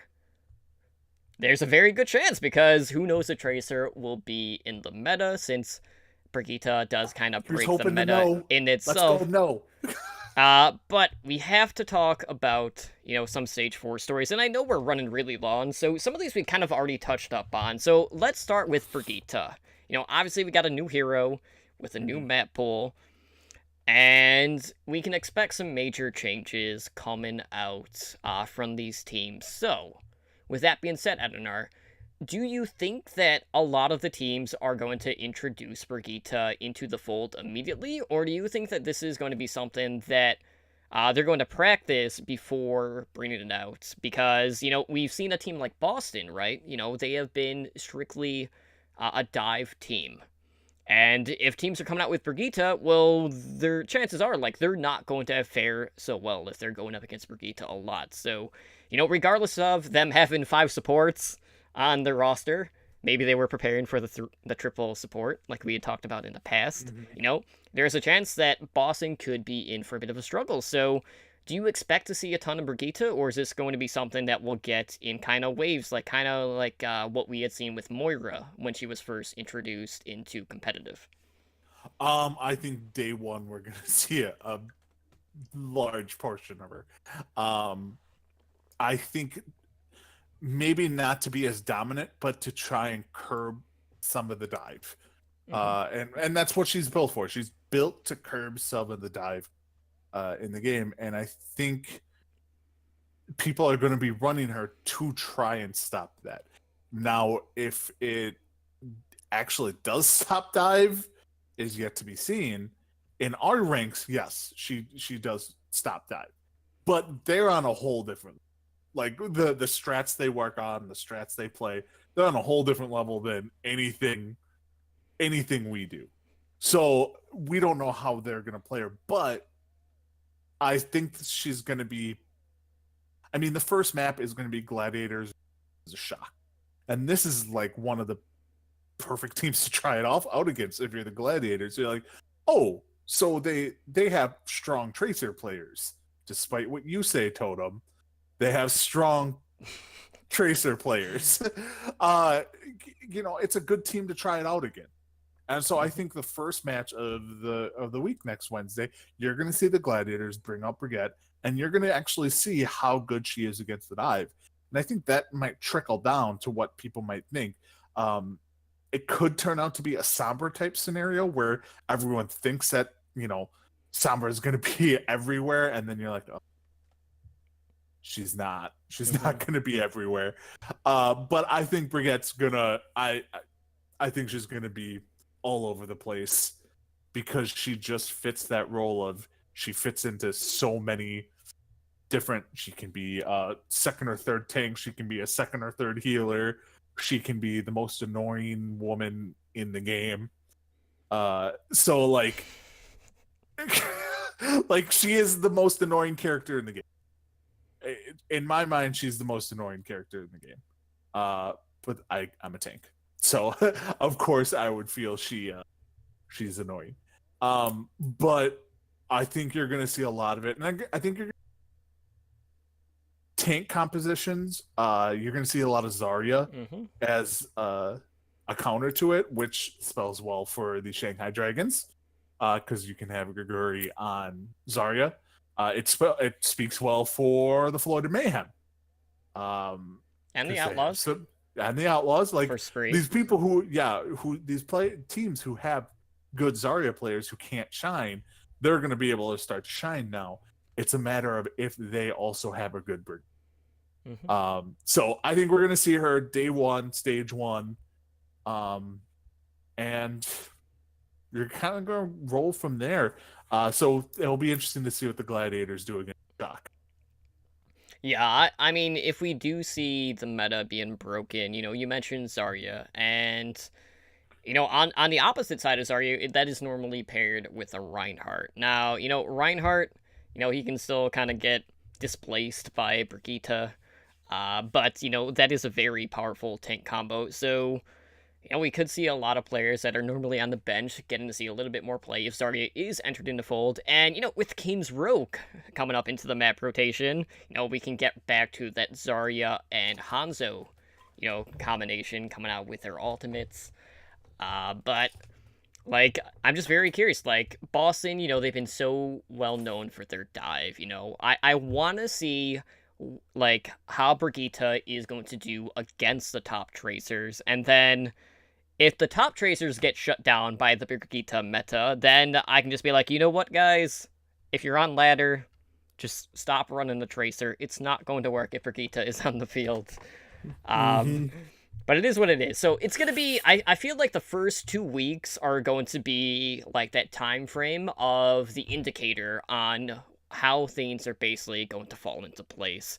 So that'll be the time period where teams are going to test out, running the dive, running the heavy projectile if they are going to be dealing with Rokita, whether they think, duo support or triple support is the way to go, whether it's just tank heavy, whether it's death ball. I mean, there's so many different things.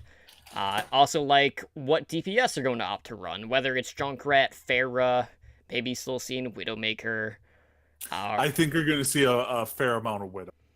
With the skill these Overwatch League players have, you're probably going to see a lot. Yeah, and that's the other thing, too. Playing in the LAN environment, that does make hit scan that much better, so, there is a potential that maybe Tracers still will see the play because of being on the LAN environment, and, it's the same case with the Widowmaker as well. Now, we talked about, tanks, so, kind of going back to Seoul, we talked about Ryu Jaehoon being on the main tank role, at least in the last week of Stage 3. Now, if you're Seoul, let's say, for example, the Brigitta meta is going to be to support.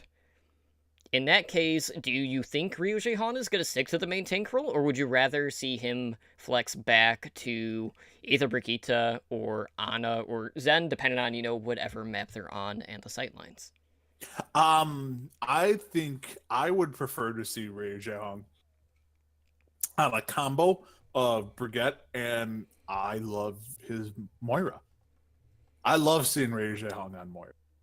So, now that's on Horizon Lunar Colony that I usually see him on. And that's the clip they always show is him versus the Outlaws.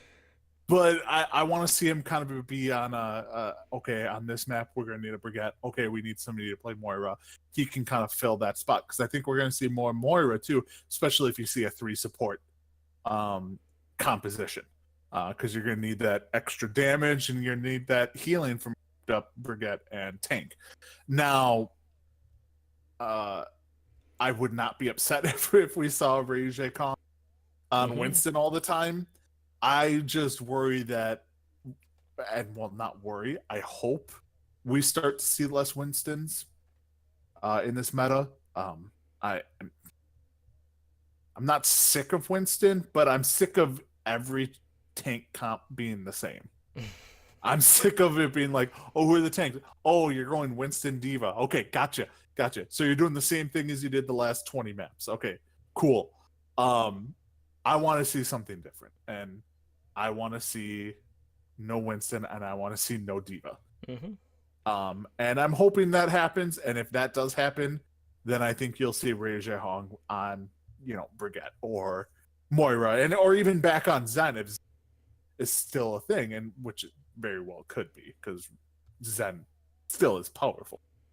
Yeah, for me, like, I want to see what his Reinhardt looks like. Like, that's the biggest question mark right now, because obviously Winston would have a hard time if Brigitta is going to be entering the fold for a lot of these team compositions, so that's really, like, the big question mark. If he looks shaky in that role, maybe you'll see Miro kind of go back to Reinhardt, but that really hasn't been his strong suit. Normally it's just been Winston. So I still think there's a very good chance that Ryu Han will remain on that main tank role moving forward. And, we kind of already talked about, like, the Pacific Division, so we can go ahead and skip that. So that will lead us into our community corner. So, Edinar, is there anyone out there right now that you would like to give a shout-out to in the Overwatch community? I don't think there's really anyone in the Overwatch community shout out to. Yeah, I don't think I really have anybody this week. I need to get better at this. Yeah, you're 2 weeks in a row. You are awful at this, and I always have to pick up the slack. So, last week, some of our friends were out there for the Overwatch League Stage 3 playoffs. So I want to shout out, Meldarina and Blazing Bob.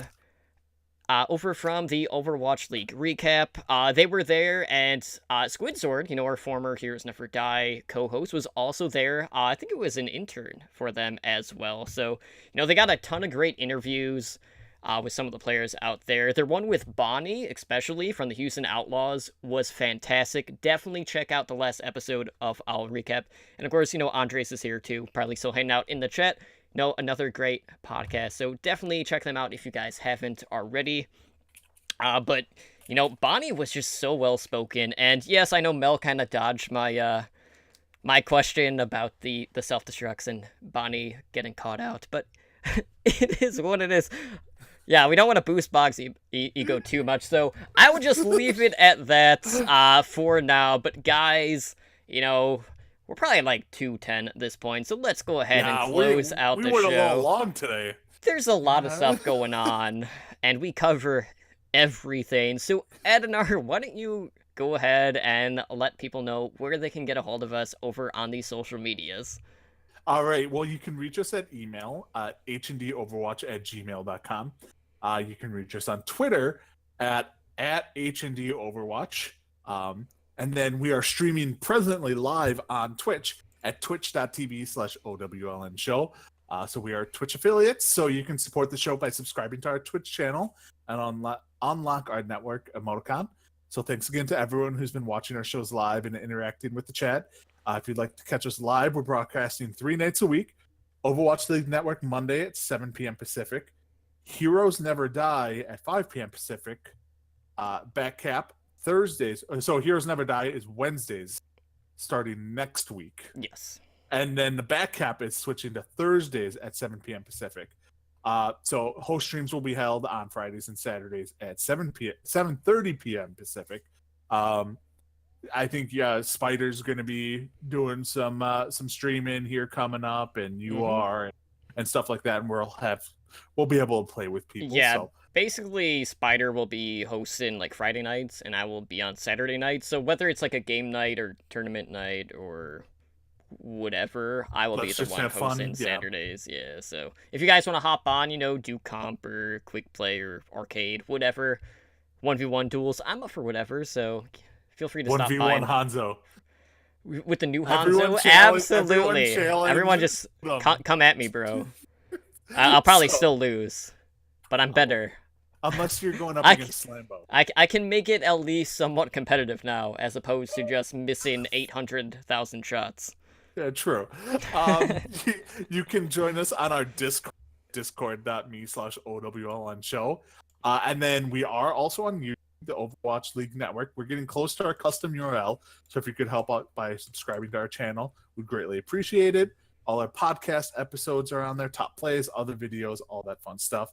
Our next game night will be held on Saturday, May 19th, so not this Saturday, that's the following Saturday at 7 p.m. Pacific for another night of friendly community competitive games. So games will be streamed live over on the Twitch channel by you. Mm-hmm. What you will be either playing or shoutcasting, I'd imagine. That depends on how many drinks in I am. Fair. I mean, that's fair. And then you can reach me on Twitter at EdnarOverwatch. Totem, where can they reach you specifically? Well, I am over on the Twitter sphere. That is at Little Bluebird at Totally Drunk CTR. And if I'm streaming, I am streaming on this Twitch channel. But guys, just as a reminder, I did release the first podcast listing for Overwatch Recall. That is our Overwatch podcast directory. You can find the base directory, just the whole list of all the podcasts out there for Overwatch, Overwatch Esports, and just variety Overwatch, basically, at owlnshow.com/owrecall. And we did our first episodic listing last week. So if you guys missed something, or if you aren't familiar with some of the other podcasts out there, that's a very good chance for you to check out some other shows out there. So, quite a lot of shows. I was pleasantly surprised by just the sheer volume that the Overwatch podcast scene has grown to at this point. So we're seeing a ton of new podcasts popping up, whether it's, Overwatch, Overwatch League team specific even, like, there's so much great content, so go check that out on our website. But for now, guys, that is going to do it for us here tonight on Heroes Never Die. Again, this has been episode 110. I'm Totally Drunk, and that is Edinar, and we will see you guys back here next week. Have a good night. Thank you for listening to Heroes Never Die. Be sure to follow us on Twitter at HNDOverwatch and join us on Discord at discord.me/OWLN show.